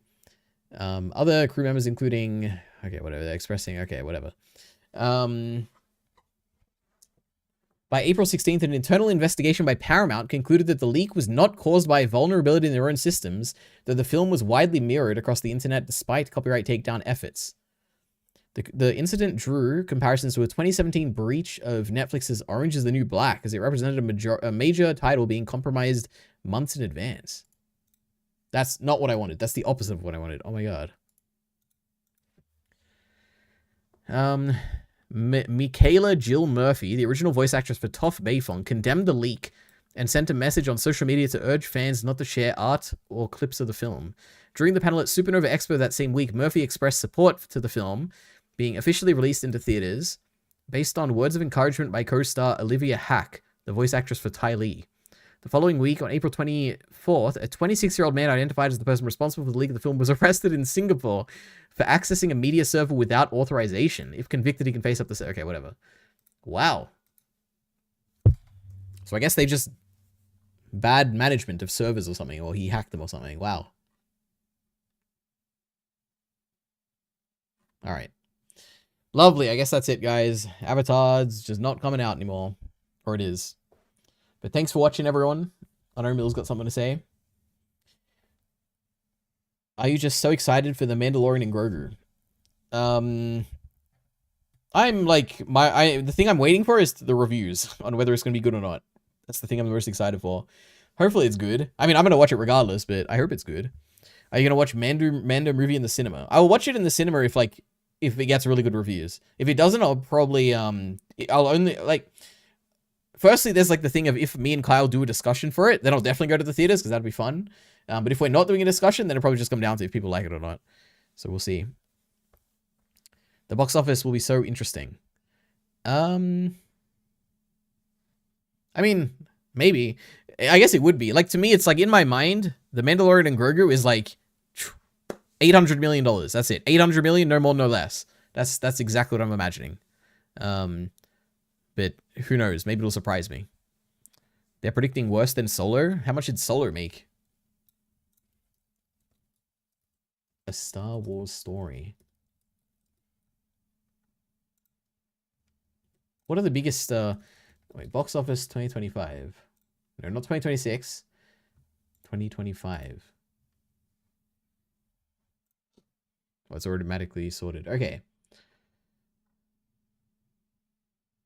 Yeah, I could imagine it, like, being somewhere in, like, the 700 range, like, some 7th place or something.